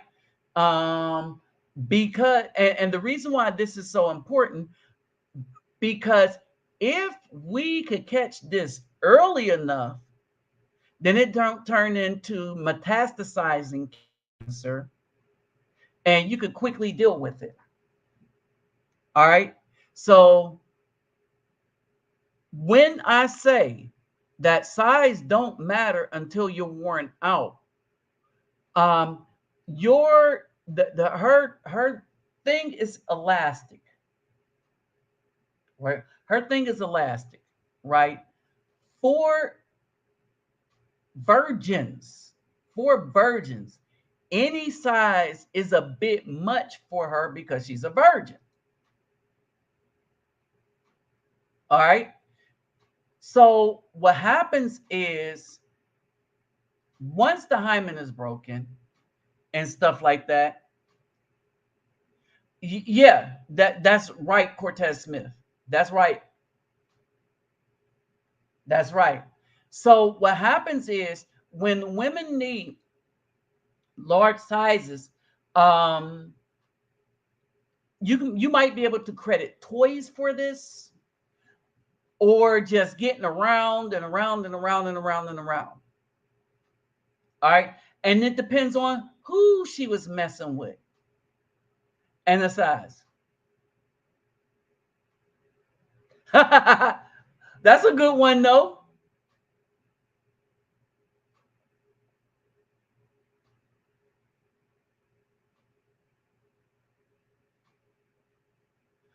Um, and so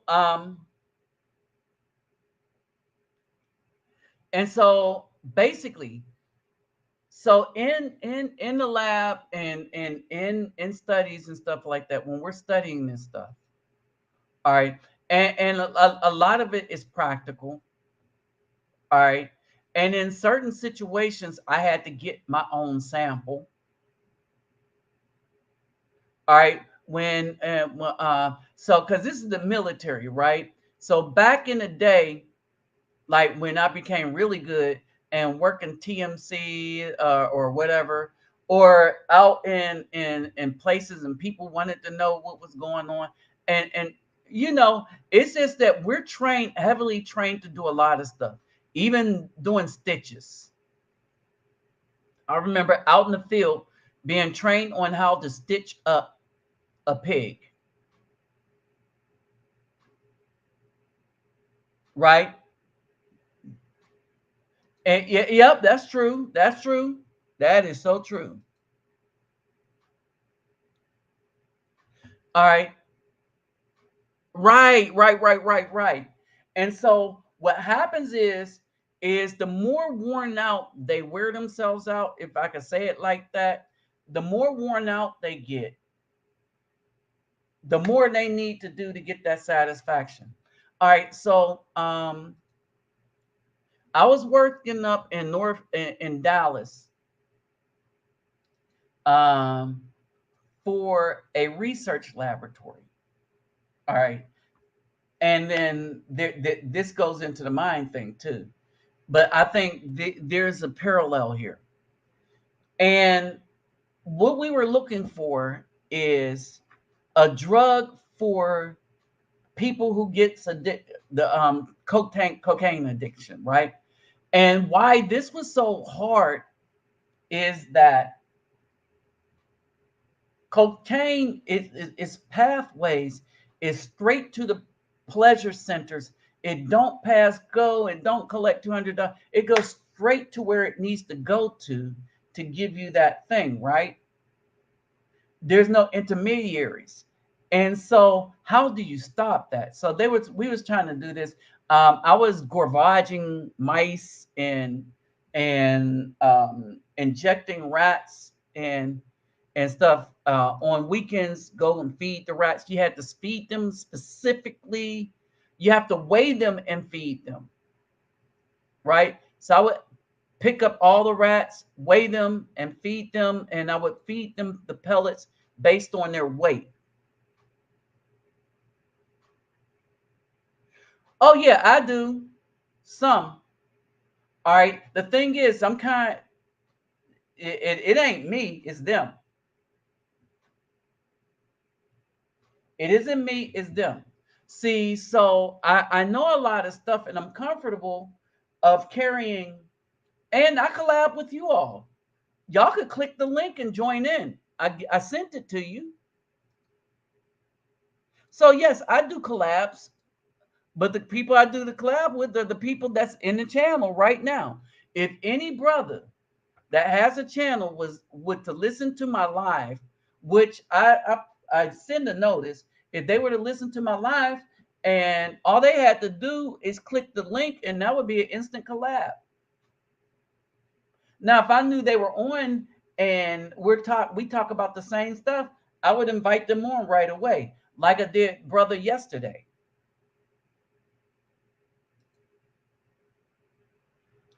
You know, it's not me, it's them.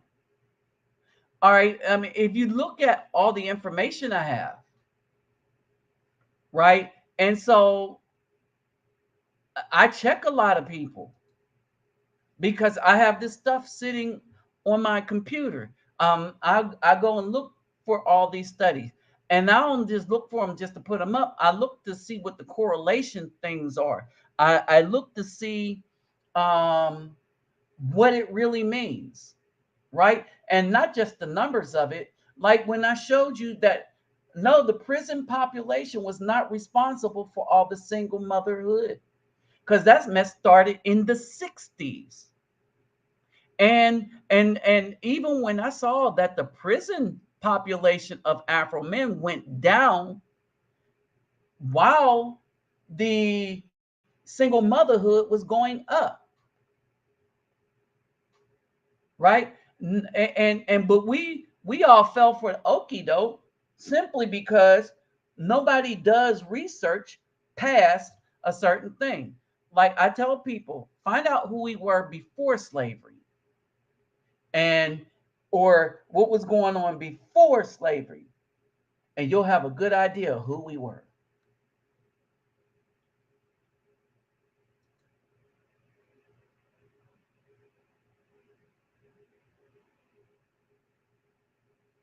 It's way more harm than good. It's way more harm than good. As a matter of fact, a lot of women, oh y'all. A lot of women are, and this may be the other reason why they get more, the STD rate is so much higher with them than with males, in that they're using toys that they pass around amongst each other.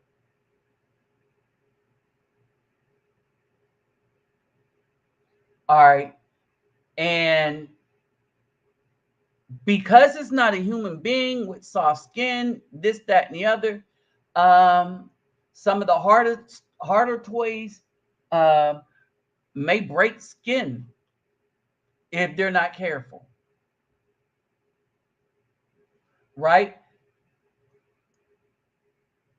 They got to be careful. Yeah, it's not anything that replaces the human being is not going to be as safe as the human being, unless you are them type of women that pick the human beings that's in and out of the prison system. All right.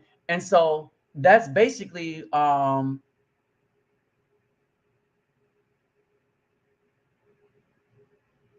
yes. And I said this. Even if they want to use the prison argument, you can only use it after all the available single men that want women have one, the ones with job. If all the men, because black women outnumber the men, right? And if you say there aren't any good men, but good men keep with jobs and stuff keep showing up if they're single, then the problem is not us, it's them. I'll leave y'all with this. So y'all know, I'm gonna take I'll take some pictures tomorrow. She's gonna come over. Well, she won't come on. I don't know what she's gonna do. Right. All right. So reason why I don't know what this woman's going to do, because I set parameters. Right. I really want to be left alone. Y'all get me? Y'all get me? I really want to be left alone. I want y'all to understand that for a second. I really want to be left alone. So I had a y'all know the one y'all like, we was with the glasses. We had the glasses. Hey, what's her name? Let me say this. So we had the glasses, right? She was the one in front of me with the shirt. Y'all like, oh yeah, she nice and stuff. The one I had walking in slow motion, testing my camera out. But anyway, she wanted to come over tonight, and I said, no, I'm doing a live tonight. Actually, I didn't tell her no. I didn't tell her no by telling her no, but this is how I told her no. I said, I'm not spending money on an Uber because XYZ ABC. All right. And the time she was talking about coming over, I told her she would have to take the train or take the metro if she wanted to come over. Right. And she's not going to do that because of the lateness of the hour. See what I mean? And so that's how I get left alone. She said, I'm going to come over tomorrow morning. I told her, which this is the truth. I am going back to the favela, right? I'll leave Tuesday open for her. Yeah, that's a good idea. Just thought about that.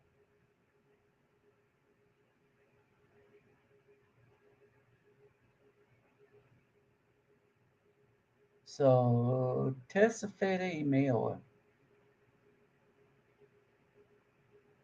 Terça? Para mim.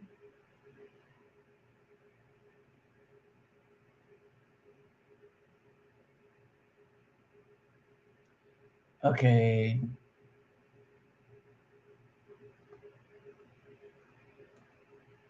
Oh, this wasn't all the way in.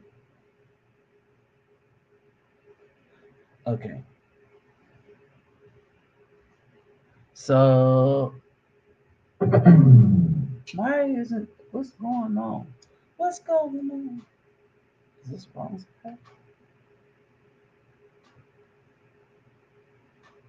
Nope.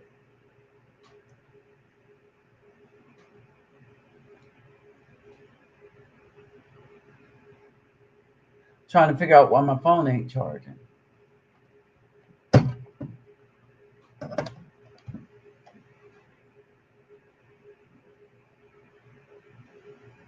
Okay.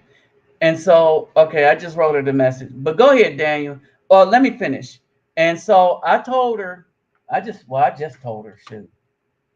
But I don't like a lot of times brothers don't want to be bothered, right? We're trying to do stuff, right? We're trying to handle stuff, right? And so women don't understand. They think all we want to do is go and bang, bang, shabang, bang.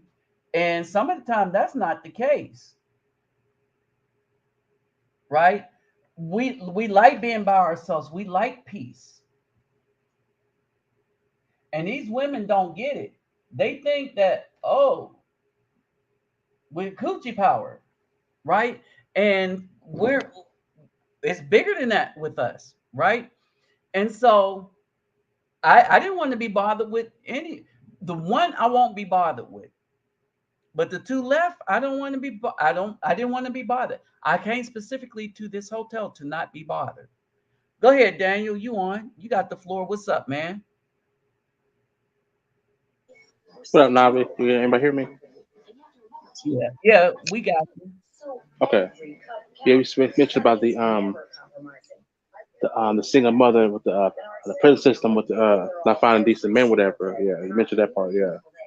Uh-huh. I just wanted to speak on it a little bit. I wrote a comment down just kind of in the live stream. My comment down. I was saying that a gang of BEWs riding around 2:30 in the morning, wilding out, jumping from club to club, and rejecting any good Afro men they come across in them clubs, whatever, or bars, whatever, or any social gathering. They Uh-huh. said they would reject them and ride and roam the streets at night. Roaming the streets, run the streets, looking for the worst men to lay up with, and ain't satisfied until they found it. They get mad, when these guys ain't about nothing. Mm-hmm. Yeah, that's when yeah. And then they get pregnant, have their children, whatever. And anybody these guys been tell you that they ain't about nothing. They got kids out here, and they sure they ain't about nothing, and they mad at Exactly. that. Yeah, you can't turn these guys around. Right. The Right, but person. you can't get mad. No one could get mad at thugs for creating all these babies with these Right. women, and I don't get mad on them. I call out the black women for talking to only thugs. I never Right. said thugs. You need to do this. I don't tell men what they need to do, what they don't need to do. Men already know. The Right. thugs are thugs because they choosing that, Right. right? They choosing it, understanding the risk. That's right. A thug will say, man, I know this ain't right, but gotta do what you gotta do. I've heard it all my life. And so I get, hey, all right, man. Yeah. All right. And I'm not jealous that thugs got women that didn't want. Why would I be jealous of thugs who have women that didn't want me? Oh, Ragnar, you need to turn on your camera and mic. Oh, you say I got to turn on the camera? My room isn't well lit. No, no, no, no, Yeah. no. I think you're good. All right. I just saw this cross between there is a cross on your camera. I thought something was wrong with that. Go ahead. What was you going to add?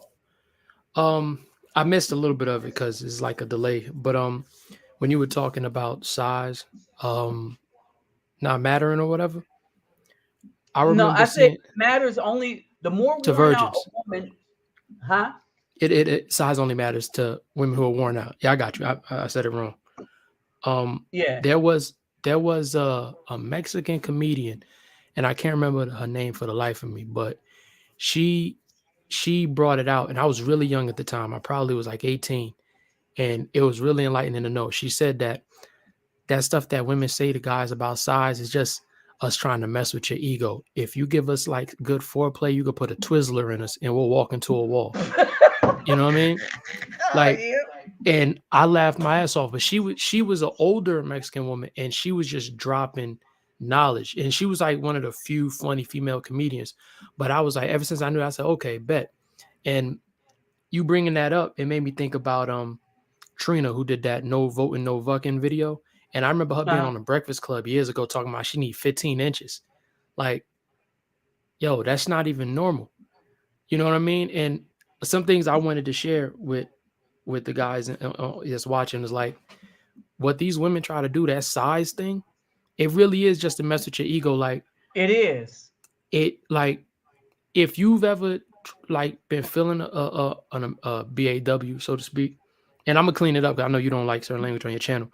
Like, they talk about. Hey, hold on. Let me say this. Yeah, you can talk go ahead. biological language to the point where it's medical terminology based. I got you. Yeah.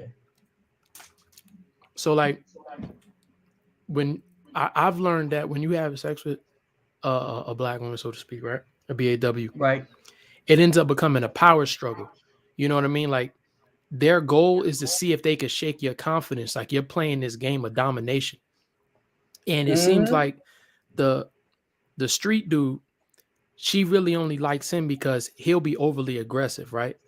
And if you're like a regular dude, you're not a street dude, you don't move with that kind of energy all the time. You're not necessarily just, put it like this. The street dude just want to get his and get it done with, right? Right. And it's kind of like that Color Purple thing. They want you to just climb on top of them and do your business with them. And you like a fool sitting there liking her and you trying to have sex with her. You know what I mean? It's like, I'm trying to have sex with you, not on you. You know what I mean? And this is why I was saying for a long time that guys should just abandon shit. Like when Kevin Samuels was trying to do what he was doing, and they ended up just celebrating his death and calling him, you know, gay and all this other stuff. I was like, yeah, they don't like us. Everything is a wrestle with them. So when I look at Filipino women, and I've heard about Filipino women liking us a long time ago, you're not getting in the bedroom trying to fight to enjoy her. You know what I mean? And like me, I don't want to fight to enjoy a woman. Like there's this female rap out. I don't know. I don't remember her name. She got this song called Munch. I'm pretty sure people are in the chat line in the chat heard it. And it's like, you can't even, you know how I say it, you can't put your mouth on your woman a certain way. She'll be talking to her friends. Yeah, he did this. He a munch. That's the thing now. You know what I mean? Right. Like I had my homie. I'm his first son's godfather, right? He said he was with a black woman back in the day, and they was together, and he kissed her, and she was like, "Oh, you real like on some romantic ish," like, and it kind of threw her off. Like she just wanted to get ran through. So it's like, yo, you're not even dealing with women at this point. You know what I'm saying? Like, right. So, yeah. Go ahead. I'm sorry. Go ahead. No, I said my point. No, go ahead. Finish. That kiss thing. I'm gonna talk about that kiss thing. So remind me. Go ahead. Well, yeah, he just said like he's had that experience, like, and he could be blowing their back out, but you know, you as a man, you see her, she all cute, her eyes rolled in the back of her head. You see, you know what I mean, you want to kiss her. Nah, it's like, yo, what are you doing? It's like, I was pulling your hair, doing all that, but kissing you is the line, huh? Like that. Mm-hmm. It's disgusting. It's disgusting. Right. There is no sensuality with black women in the U.S. when it comes to the bedroom. There is absolutely none. And it's up. I don't know. You might remember the Mexican girl I was messing. Daniel, the Mexican one that I had, or was that? No, that was the white that saw it, right? But in any case, right. The Mexican girl, I'm gonna tell you the difference, right? The B-dub is like, okay, we gonna get it, we gonna do this and stuff, and it was like an arranged. It It was like me coming in knowing that I was going to run lab tests. I run the controls, I run the lab tests, and there was not really any variation between it. It was just lab tests. You know what I mean? And then what happened? So the Mexican girl, all right, we would argue, and it wouldn't be a serious argument, but we would argue because she would just make all these bold things. She was like 4'11", all right, 5 foot maybe, and so she would say something ridiculous. Yeah, if 5 dudes came up to me, yeah, I would whoop them all. I was like, but you don't know no kung fu, you don't know nothing, and this, that, and the other. Who you going to whoop? And we get in there, and she would just be arguing like she going whoop. And when I start to make sense, she'll just jump right up on me and just start kissing me. You see what I mean? And so and then that ended up into something, right? And it's just the level of passion where I'll be sitting down and she'll just run right up. I'll be sitting down, she'll run right up, hug and kiss me, right? You're not going to get treatment like that from a B-dub because they're too busy trying to be the man too. And men don't run up on women, hop on their lap and stuff like that to get somebody in the mood, right? And so oh, it's he made. Woo! Oh Lord, oh man, that's deep. Yeah, see that comment. That's deep. That but comment. When you think about how they always want money from you, how they always want you to spend an arm and a leg on a date, he got something there. Shahrazad Ali wrote in her book, A Black Man's Guide to Understand a Black Woman, that Black women don't know that their mothers are teaching them to whore, right? And I was saying, because this is the last girl I tried to deal with. I told my buddy, I was like, yo, you know what it felt like, yo? I said, I never been with a hooker, but I felt like I was with a hooker. Like she was trying, like even when she was enjoying it, she couldn't like let me know that like she's riding, she got her eyes closed, she don't want to look at me. I'm touching her, she don't want to touch me back. It was like I was in hindsight, I was like, yo, I'm just a dildo here. You know what I'm saying? Yes. And all the stuff that they say, like, we didn't want to commit, we're this, we're that, we just want sex. It's like, nah, that's you. We're the first one to commit. But we want to commit from the door to a woman. Yeah. Go ahead, Dan. You got the floor. Yeah. Because that commission comes with rules and regulations they don't want to follow. That's the problem.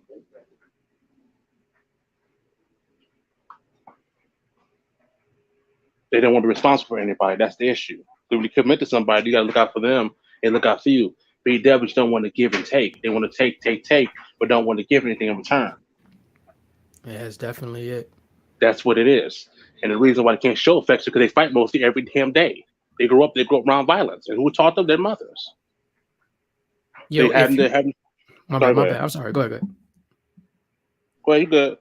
No, like what you said about the mothers, man, like that particular girl, I remember being on the phone with her and her mother was talking. Her and her mother have the same tone of voice, the same speaking patterns. And if you deal with a girl and she talk just like her mother, don't talk to her.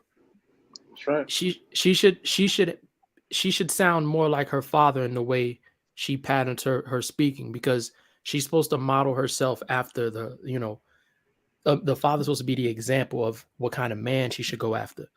That means that she's been spending time around a goofy mother. You know what I mean? Like in this particular situation, it's a girl whose mother divorced her father when she was like 6. And I just watched a video earlier on Reluctant Nabi's channel about the divorce rates. Like they divorced for the most ridiculous reasons. And then they turn around and get with a guy who's worse than the man that they left. I'm talking about like for financial reasons. Like they'll divorce a guy who might have had a job get downgraded or was momentarily laid off and then end up being with a guy who does nothing. Yeah. And then they raise their daughters around this kind of a weirdo.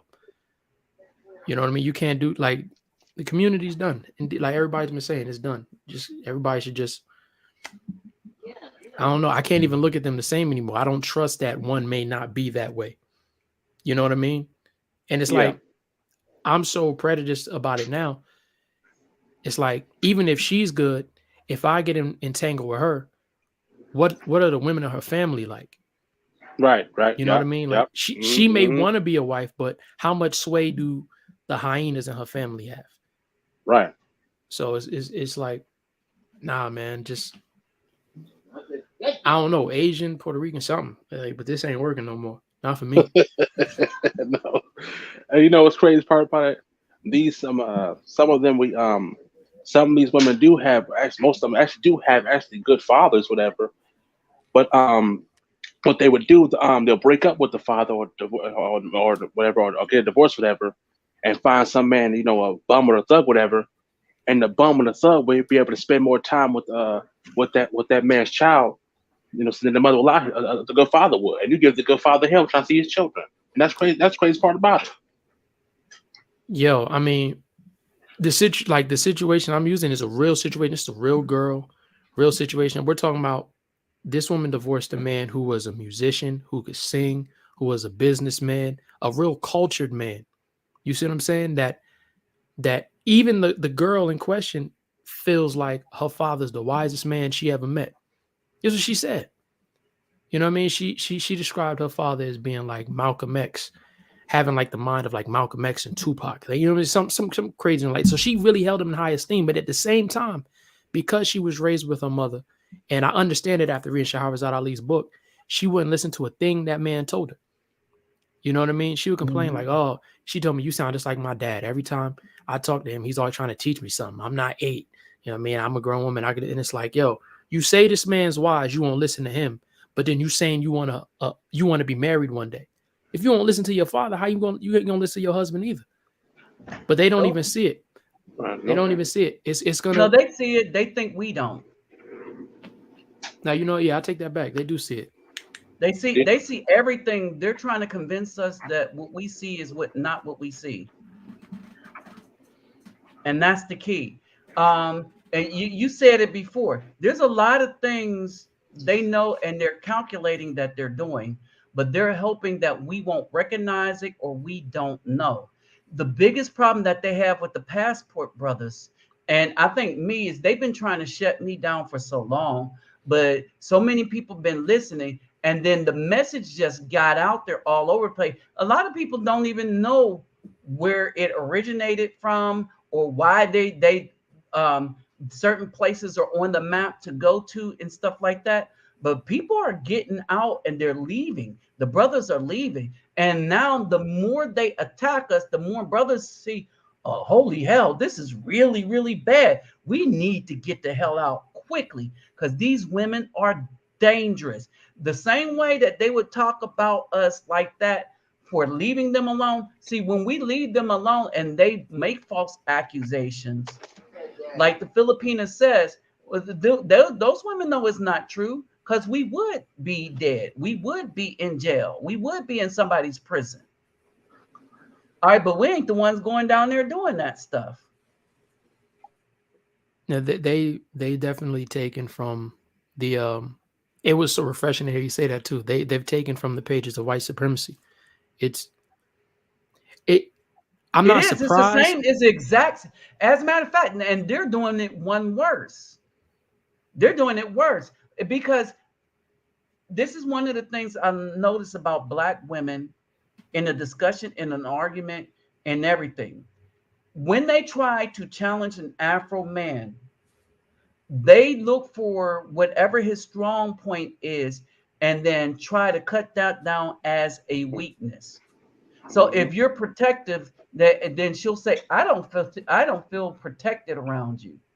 All right, because she's trying to hurt you. She ain't trying to do it. She's really trying to hurt you at your spiritual core. She's not trying to hurt you physically. She can't. She's not trying to hurt your feelings. She's trying to hurt you at your spiritual core. And here's the thing, that mess don't work on me because then I was like, oh, so you're evil. Question your whole as a man. What? But what? No, I was like, no, you're evil, right? And that's an evil and malicious person would attack in such a way. An angry person will attack your feelings. Angry woman will be like, "You're not always right." Well, I'm not always right, so yeah, I agree with you, right? But I'm right this time. I might say that. All right, but that's not one of them tags. But when they say, "Oh, oh yeah, he is very good around children. Children learn a lot from him. Oh, he's a pedo." Yeah, it's always that, or When like they know you're not, okay. And the worst one, and this is how you know this is wickedness. You've heard it before. Oh, I don't agree with him, and yeah, he's a strong man. Let me tear him down. That's why you GHEY. You're gay. and That's it's why they funny. use it. It's funny And that it, they use that accusation, but you'll see him in the mall on a with those straight guys. person, they use it as they use it as a put down um they use it as a cut down. I'm gonna just hurt you to your core remark on a dude that they know for sure is straight.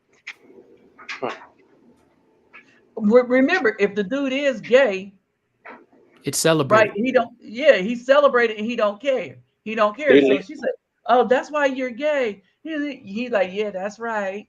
And she like, "Oh, you so cute," you know. But when she said it to a straight person, she's saying it specifically to cause pain, a spiritual type pain. She's not trying to hurt his feeling.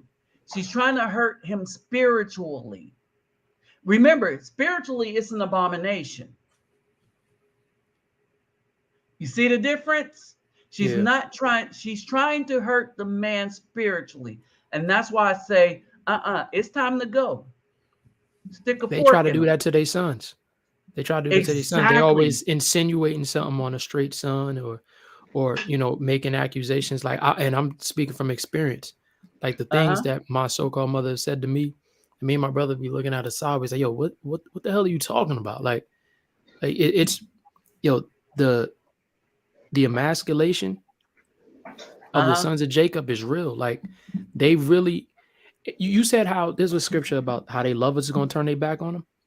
Right. So the all, ones all they them love, all them broken all wrist of them, dudes gonna turn their back too, because I remember when they already are. yeah, it's starting to happen, but I feel like it's gonna one day be violent. Like I saw it on I don't know if anybody heard of the Crimson Cure. She's a Muslim Oh woman yeah, we who see. Yeah. she did a video on when one of them had said that they need to teach women how to be feminine, black women how to be feminine. And they had this back and forth on it. And the girl on the Fox Soul was saying how, we always had like this, like kind of tentative alliance against these straight black men and blah, blah, blah. Like, so she admitted this on Fox, you know what I mean?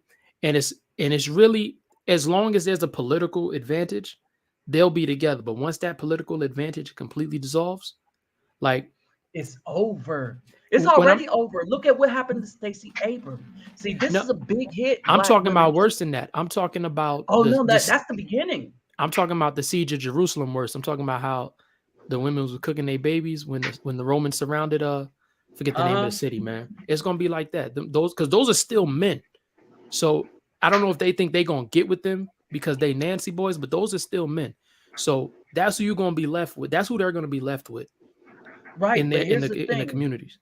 They're gonna turn the But monsters on them. they're the monster. This is I They're gonna keep turn the saying it. monsters on them. Hey Daniel, you know I say this. I say that the thugs are the black woman's punishment from the Most High, That's right. and Yep. they're not going to see it. And what do I bring up? The Nephilim. I said, Mm-hmm. how did the Most High get rid of the Nephilim? And that's how he's going to deal with the black woman. So Mm-hmm. are you aware what happened to the Nephilim, Ragnar? Are you aware of it? The flood, right? Or am I something else? Before the flood just finished them off. But what the Most High did was he turned the Nephilim in on each Each other other. Yeah, and yeah, made yeah. their fathers watch. And Yeah. so the thugs and so it's going to happen that as we all leave, as the so-called passport brothers leave, that's when all hell should see. Right now, the reason why they're and they know it's coming. This is what I think. I think they're getting angry at us and they're trying to shame us out of leaving, or make they're trying to reach out and touch and make other women think ill of us, but that's not working because we've been traveling long before they decided to mount this type of attack. And we have literal history in the Philippines, literal history in Colombia, a little bit of history in Brazil, right? And so the brothers are seen in a positive light everywhere. Our history is deep in Germany and France, right? Those are all our lands too. The 12 tribes are over in all those places. I'm sorry to cut you off. Especially from the war as well. Yeah, from the wars, yeah. And so what's happening is this attack that these B-dubs are trying to mount is not only is it not going to work, but it's doing another thing. It's causing other brothers to see what is really going on. Other brothers are saying, "Oh Lord," and the thugs that can't leave, and this, that, and the other. And as other brothers find get passports, get monies together, get passport, they're going to have help leaving. When stuff hit the fan, they're going to have help leaving, right? And it's just like we are going to leave them alone. And while the white women, they're saying, "No, we need our men. We're going to vote for this other dude because we're not going to be run by this woman that's destroying her own people," right? And that's how they looked at it. And then the black woman was like, "Oh, these white women didn't stand with us." Well, they didn't sign you up to stand with you. They wanted you to stand with them so that they could deal with the issue they had with the white man when he was giving all his land to you, screwing you, creating all these babies with you. And no, their beef was with the black woman and white men. And get some black men out the deal too. Huh? And get a few black men out the deal too. Some of the white women. Well, but here's the thing. That's the white woman's issue was with the black woman and the white man. But deeply, the black woman and the white man through Loving versus Virginia opened up the floodgates to allow the white woman to get with Afro men. You see Yeah, what I mean? They still blamed us for that. No, that's on you, black women. Nope. You can't get that one. And so now you got another thing that's going on. And so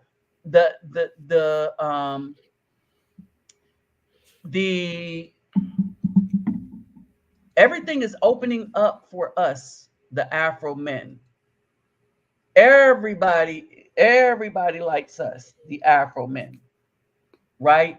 And so what's happening is that while everybody is opening up for us, and we're becoming the most popular around the world, everything is shutting down for the BW. And with their attack on other women in every other country, right? They see this. They're not welcome anywhere. They're not going to be welcome anywhere. Only in tourist spots if they go somewhere. That's it.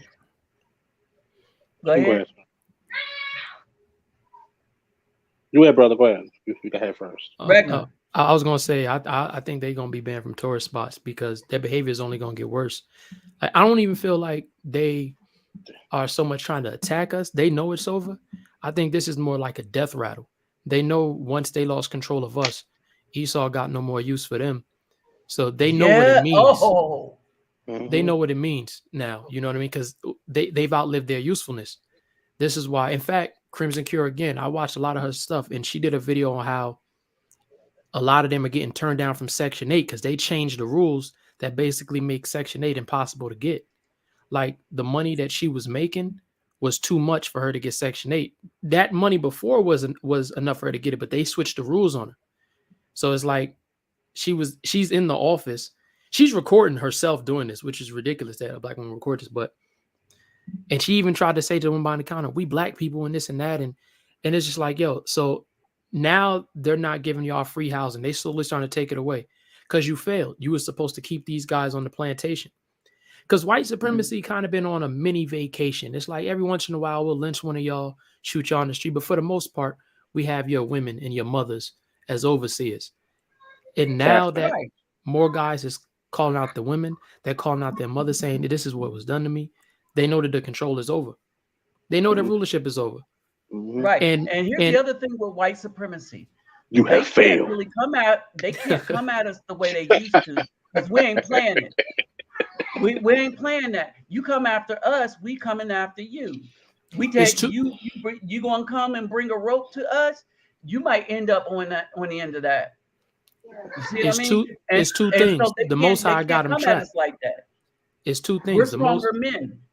It's two things. It's that and the Most High has them trapped, right? There's a scripture about the snare that you put out for my people, you will fall into. The world is too connected now. If they try to do something like they did in Black Wall Street, that's going to be streamed live on Facebook, on Instagram, on YouTube. That's going to get the whole world lost their mind when they saw what happened to George Floyd. If they try to bring troops into the ghettos and start shooting it, like the whole world's going to be in uproar. They're going to have to deal with the United Nations at that point. In the whole world. Not Africa is going to attack them. And this is what I think. Too. And you kind of see it with Brexit. BRICS. Everybody is turning on the U.S. because the U.S. has been so criminal. And you can't trust our elections. You can't trust anything. And people are looking, they're like, no, y'all are corrupt. And those nations are corrupt too, but America's so corrupt, they're still looking at them like, yo, what's wrong with y'all? Y'all too corrupt. No. Here's the thing. Those nations are corrupt, but everybody knows this. The United States was the beacon of light of no corruption. And then we're turning out to be the most corrupt. We just got, it's just that now it's catching up. You see what I mean? Now people are being exposed. Now, because of social media, we're passing out all the data on how elections get stolen, right? And we're showing the hypocrisy of the media, how the media is complicit and an active participant.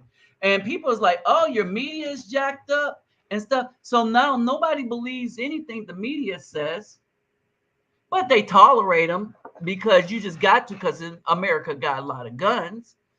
But nobody believes that the media has no credibility. The government has no credibility. No one has. I used to look at RT News and they got rid of that when the thing in Russia started.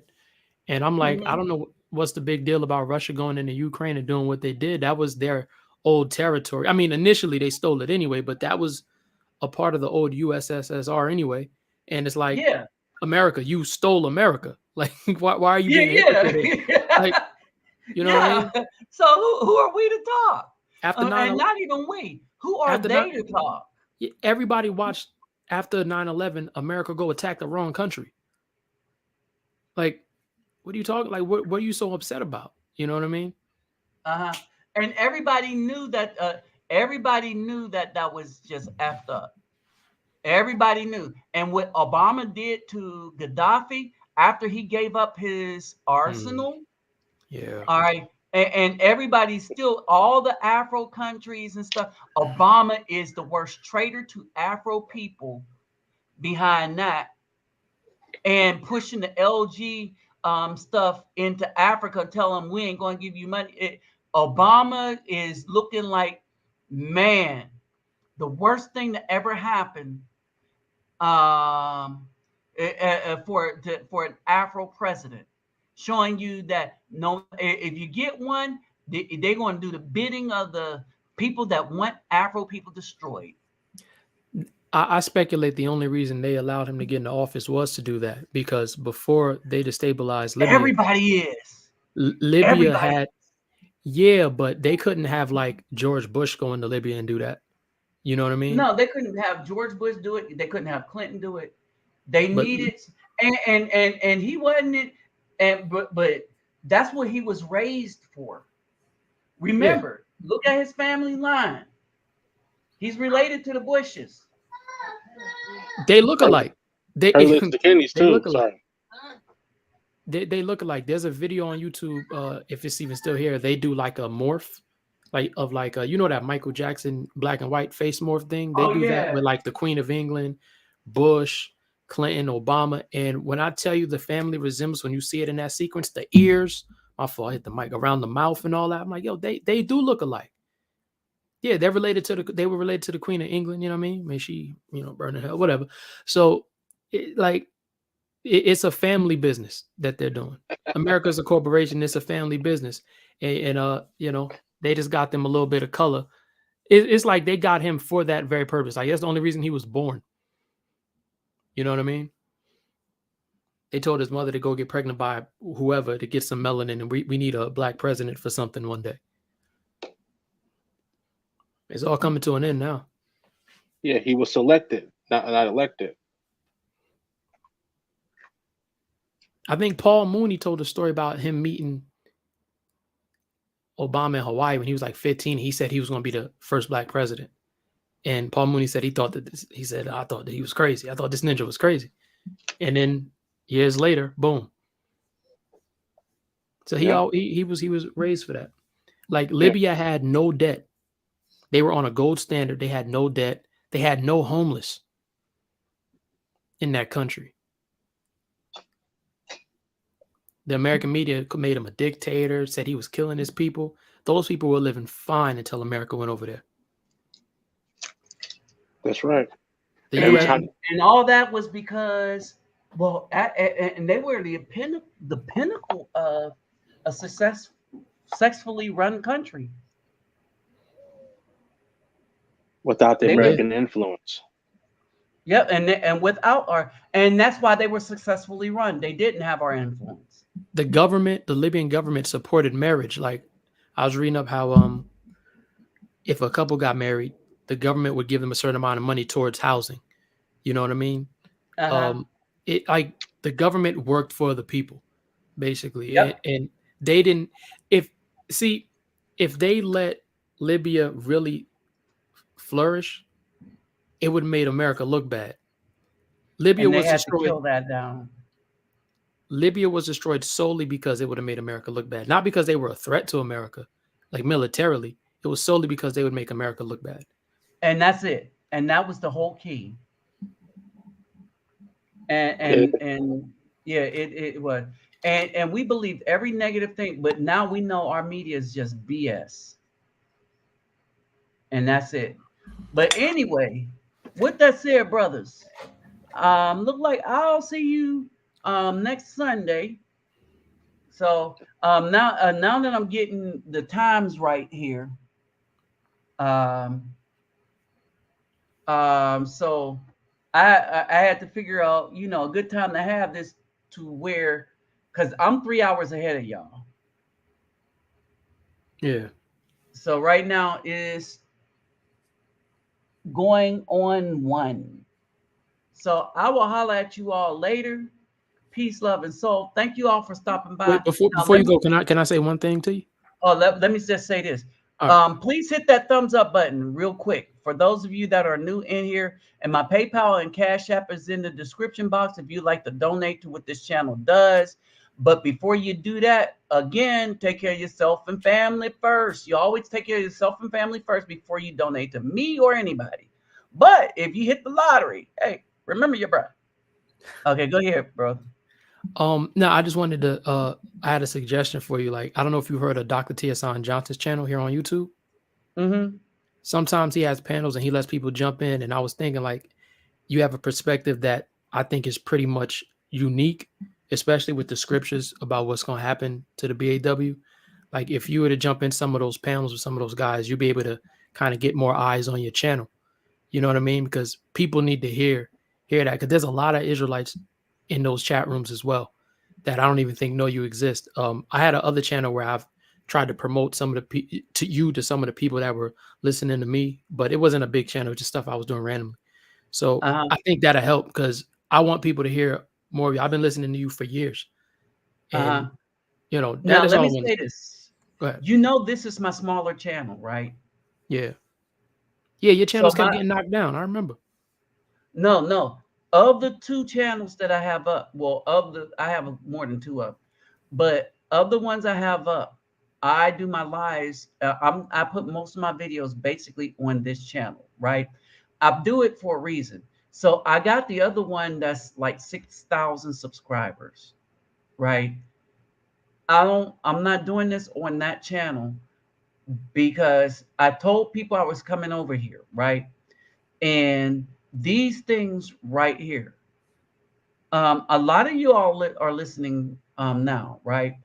But once I hit 1,000 subscribers, I think more people will have access. But while I'm under that threshold, I think YouTube's algorithm be like, oh, this is a small sub, that 1,000 channel, sub 1,000 subscriber channel. All right, until that happens, all right. But I do this for a reason, because I think only the people that's supposed to hear is supposed to hear. And my perspective is different because stuff that I see come to pass. Like I saw Trump was going to be the president when everybody was clowning me. Some of the dudes in here now, right? And they weren't crowning me in a malicious way. They was like, yeah, right. And it was improbable at that time, right? But I saw it, the whole thing. I saw how he was going to beat Hillary. And then I saw, and I made this warning on this channel. I said, y'all have, while he was in office, to get your money and stuff right. Because as soon as the Democrats get back in, they're going to destroy the country. And look at what happened. I did hear you say that. Now that you mentioned it, I do remember you saying that. You said, get your Right. money. I do Yes, you remember. did. I forgot all about that. Yeah. All right. And so I see things before, but I think I start understanding that everything I do is not for everybody. All the things that I give, I'm not supposed to give to everybody. I'm not supposed to help everybody. And the other thing, so I'm not supposed to give to everybody. I'm not supposed to help to everybody. And the people that want to hear it will find it, because the video is going to be up. I respect that. You see what I mean? The video is going to be up. I'll go over and I'll listen. The other thing is I will go into active battle with an idiot. And I know a lot of them have a hard time controlling the idiots that come into their panel.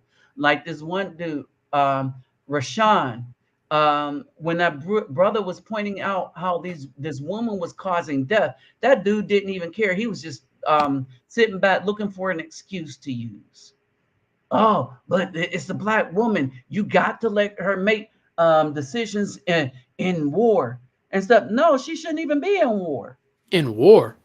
Oh yeah, in a war, she was getting people killed, but she would outranked her the officer that knew how to do the job because of politics, and she was getting people killed because she was afraid. And the sergeants took over and told her to give what she was doing to the XO. The dude talked about it. We've seen some stuff because putting women in charge of things because of politics. We've seen that they are wicked in how they how they do things. It's a lose-lose. What's up, Rasan?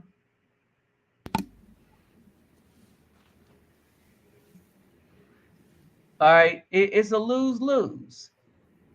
And so this dude, his name was Rashawn. It was $ Rashawn, and he was like, it was like a dude that sells books by catering to black women or doing stuff. And that's how you can see that's what he does, is because he was trying to go against all the brothers that was trying to and try to. And I was like, this dude is. And those are the worst. They're the worst adversaries we have. They're financial adversaries. Some of those guys know what it is. They just know that there's a market for what they're doing. They Right, don't really, and they are in the short financial term. adversaries. Yeah. They short term. They're not thinking. They don't even think like men. In the long run, you know what I mean? No, they are. They're thinking like greedy men. Yeah. They don't think like righteous men. They think like greedy men. Man, I don't I'm even. gonna make this. I don't even call those kind of men, like greedy men, evil men. I can't even Yeah, consider they're that not a even man. men. I They're can't not consider even that a man. because some greedy men will rob a bank, you know. But these dudes, they're spineless and weak. They're spineless and weak and stuff. And cause basically, yeah, they don't want to do the hard work or you know, it's just man. But those are the worst dudes. Those are the worst dudes. But anyway, all that say that women are smarter than men.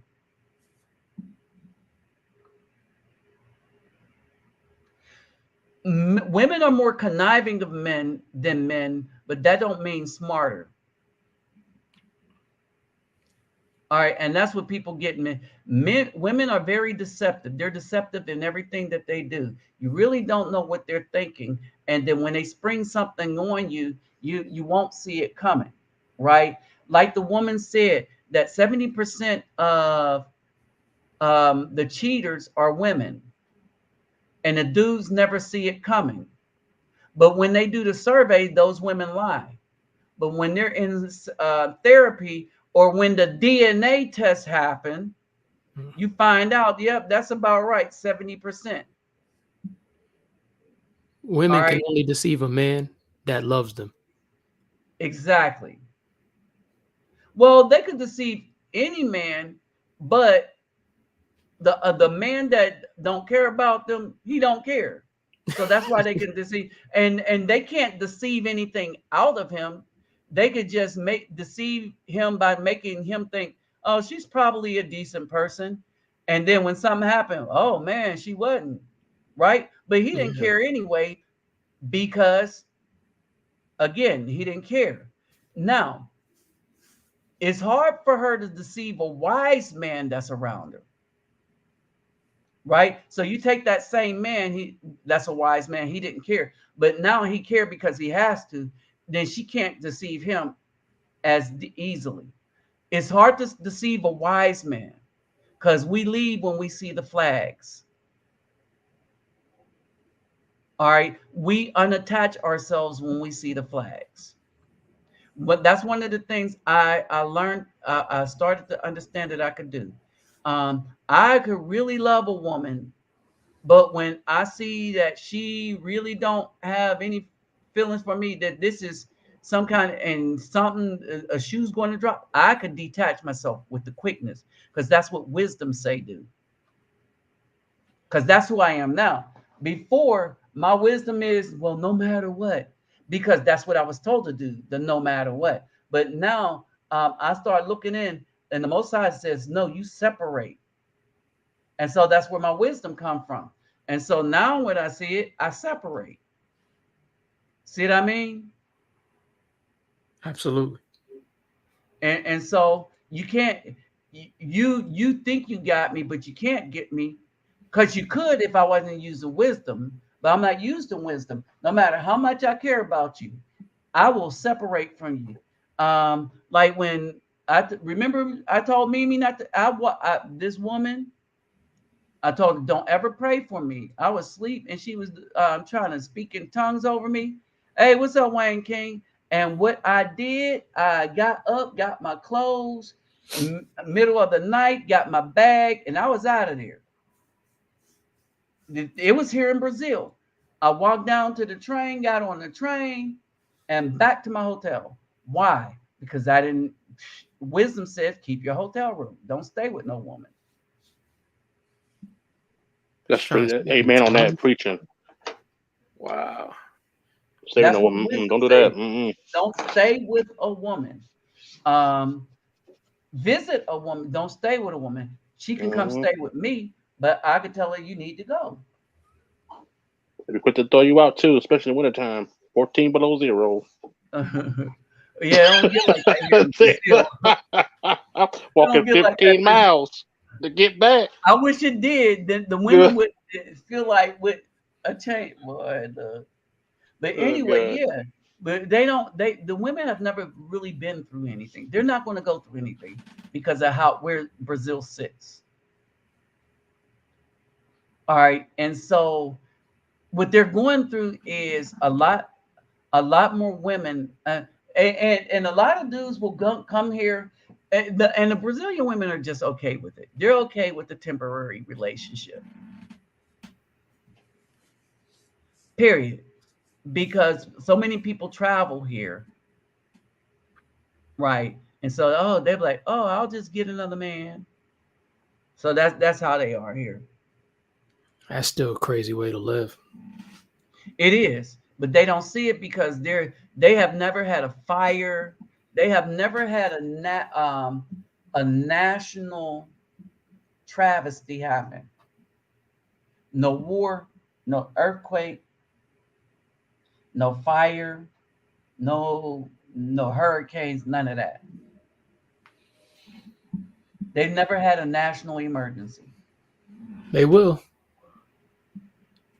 They will. The Most High is going to visit something on every continent on this planet one of these days. They will. They going to But learn or they going to burn. And so that's basically it. But anyway, yeah. So let's see what Rasan said. Ever give your power to a woman? Yeah. Get the fuck out, man. You have faith. That's right. Give not thy strength to a woman. Go put you at 14 below. It says that give not thy, and that's the thing that checked me. Give not thy strength to a woman, her ways which destroy kings. Proverbs 3:12, I believe. But it says, give not thy strength to a woman.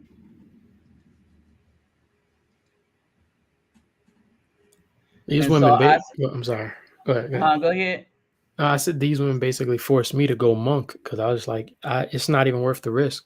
My biggest thing was I didn't want to have a baby with somebody who would make an environment to mess my son up. And my son or daughter have to go through what I went through. So I couldn't be just sleeping around like that or just taking chances. It's just not a chance I'm willing to take. You know what I mean? Mm-hmm. So I'm out the game. I'm a monk mode too, bro. I'm scared out here.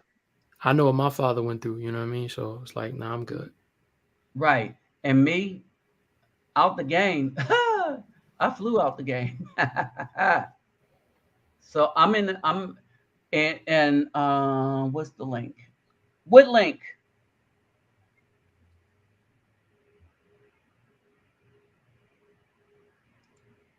What link? Only premium. But anyway, let me get this link he's talking about. And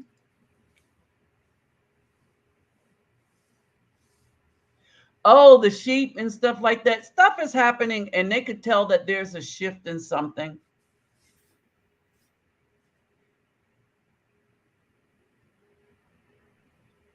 There's a shift in something, and animals know. Yeah, I sense that too. Most High been speaking to me through nature recently, getting stronger. I feel something coming. So whoever's coming, he's gonna do what he's gonna do. I wish it would just happen already because I'm tired, man. I don't mean like sleepy tired. I mean like my soul's tired. No, we sick and tired. We are sick and tired. Right. And that's why the Most High is just going to have to judge. First of all right, the Most High is going to judge clean house, and he's going to judge these women.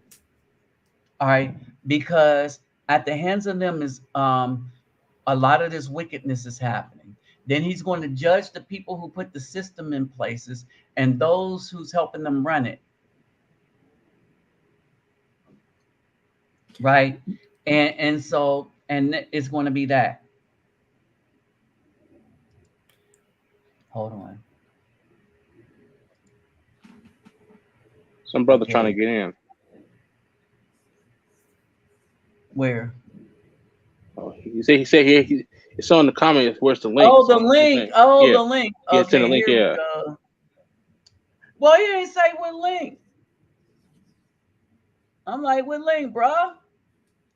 There it is. The link is there.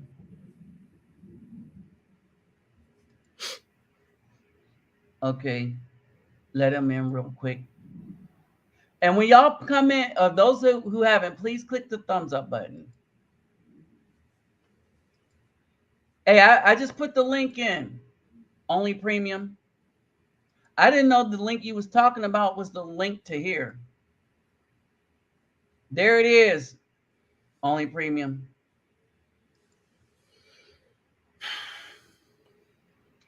Uh-huh. And the BW, because they are right there, they physically have chosen it, so they'll be judged, and them and their minions. Then it will be the system and the collaborators within the system. So all right. Then it will be the system and the collaborators within the system. Only premium, you're on. Hey, you gotta turn the thing on your laptop down. The sound on your laptop down. Turn it or mute your speaker on your laptop. All right, go ahead. I just did. All right, yeah. Hey, boa noite. Boa noite, meu amigo. Tudo Como bem? vai você? Tudo. E você? Você quer você ficando em Brasil? Sim. Já? Sim. Okay. Sim, sim. Question. So you already answered my question going animal walking in a circle. See, I seen them. What do you think about the work they're afraid with Elon Musk and Twitter? So they're afraid to be exposed, and what happened with the Biden son scandal, and also the tweet from Donald Trump and in January 6, 2021. So they're afraid to be exposed because it doesn't make any sense why they're so terrified by the fact Elon Musk is buying, just purchased Twitter. For me, it doesn't make any sense. Well, here's the thing. They're losing control. They're losing control because people have seething and it's all coming from the left, and so people can target the left for this wickedness because it's all coming from the left, and the left is now shown to be the people that want to take people, strip people of rights and stuff like that. And how did they show them? They didn't have to actually come out and say it. It's the policies they made. It's the things that they did. But more so than anything, blocking people on Twitter, blocking people, blocking speech. Yeah. When you try to keep people from saying what they think the truth is, oh, here's a problem. Hey, I thought Brazil played today. I didn't watch it. I didn't watch the game. I had something to do. I was busy. So was it? They did play today? No, I didn't know. I didn't watch the news, anything today. I was okay. busy. No, I thought yesterday they were going to play today, but it might be tomorrow. The reason why I'm asking him this, because I don't keep up with it as hard, right? But it's something that we need to keep up with because Brazil played Thursday, right? Mm-hmm. What happened Thursday when Brazil got ready to play the game? What happened in the city? Usually they close everything. They don't work that much. Okay, everything. You be like, but the store is open. Why is the buggies here? Brazil's about to play football. The only thing is open is the small restaurant when you can watch the game. Yeah, everybody that has a big screen TV. Yeah, you exactly. can go. Yeah, but all the grocery stores and stuff, they were closed. Nobody left because they open right back up as soon as the game was over. But they're watching that game, Yeah. right? And so it behooves you to know when they play. Yeah. It behooves you, because if you need some milk, everything gonna be shut down till the game is over, Yeah. True. right? And so, and I was telling people this. Why do we need to know all this stuff when we travel? Why are we talking politics and all this stuff? Because other people's culture is different, and it revolves Yes, of course. around politics. It revolves around sports and everything. So you gonna come down here thinking you gonna get you something to eat from out of the grocery store, and Brazil is playing in the World Cup. Oh hell no, you ain't getting crap because it's When closed. when you go to other country, you have to learn the culture and learn and see what's different. And my family always say when you go to another country, you bring your cultural baggage, but you take what's good in their country. Yeah, and so yeah, that's So a lot of people, some people, unfortunately, when they travel, they they go on don't do that. they go on the resort and that's it. So what I was getting ready to say is though, with the sheep going around, with all the stuff coming around, the animal knows some stuff is about Yeah, to go down. All yeah, right, and so the animals know, and the powers that be have become so wicked they want to control the sun and yeah. weather, and the Most High is just going to have to deal with that. I know. But I know, and the geopolitics, France and Germany will retaliate against United States because the Redition Act, they don't like that, and they may start a trade war. So the union of NATO against Russia will break down. So a lot of right, people don't understand that. So I believe, and also United States is what looking real happened with bad. Ukraine now Russia start to hit the power plant and so on. A lot of Ukrainians are going to Europe. That will put more pressure in Europe, and they already have inflation and so on. So that's that's a that's a big mess there. Yeah, And it also is a mess.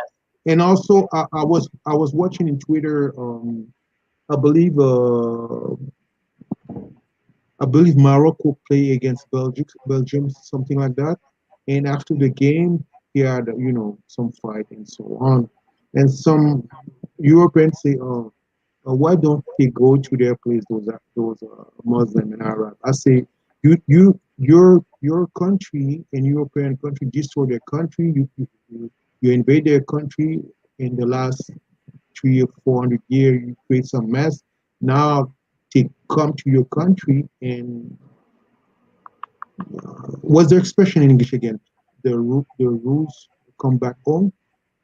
So they Hmm. create a mess in Africa and Middle East, and now with the immigration and with the social program, now Europe will fail. It's a matter of 5 years. So Hmm.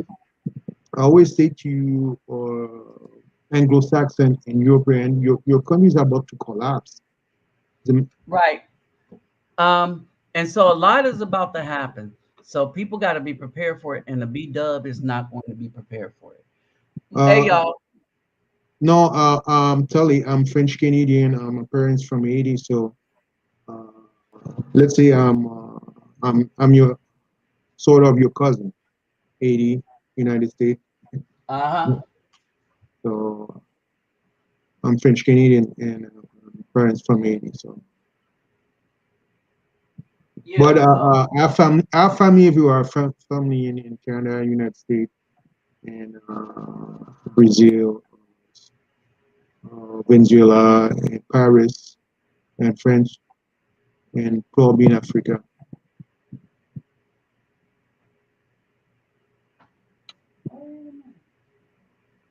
I plug that in right. But anyway, yeah. So It's going to be bad. That's what I know. But anyway, let me get ready to go because I need to go to sleep. I'm Okay. headed back to the favela in the morning. But Okay. thank you all for stopping by. Don't forget to hit the thumbs up button. My donation links, y'all know where they are. And I will see y'all next Sunday. All right. All right. Hey, All right, Calvin, All right, reluctant. Nabi. Thanks for letting me in. went to Peace. Mexico.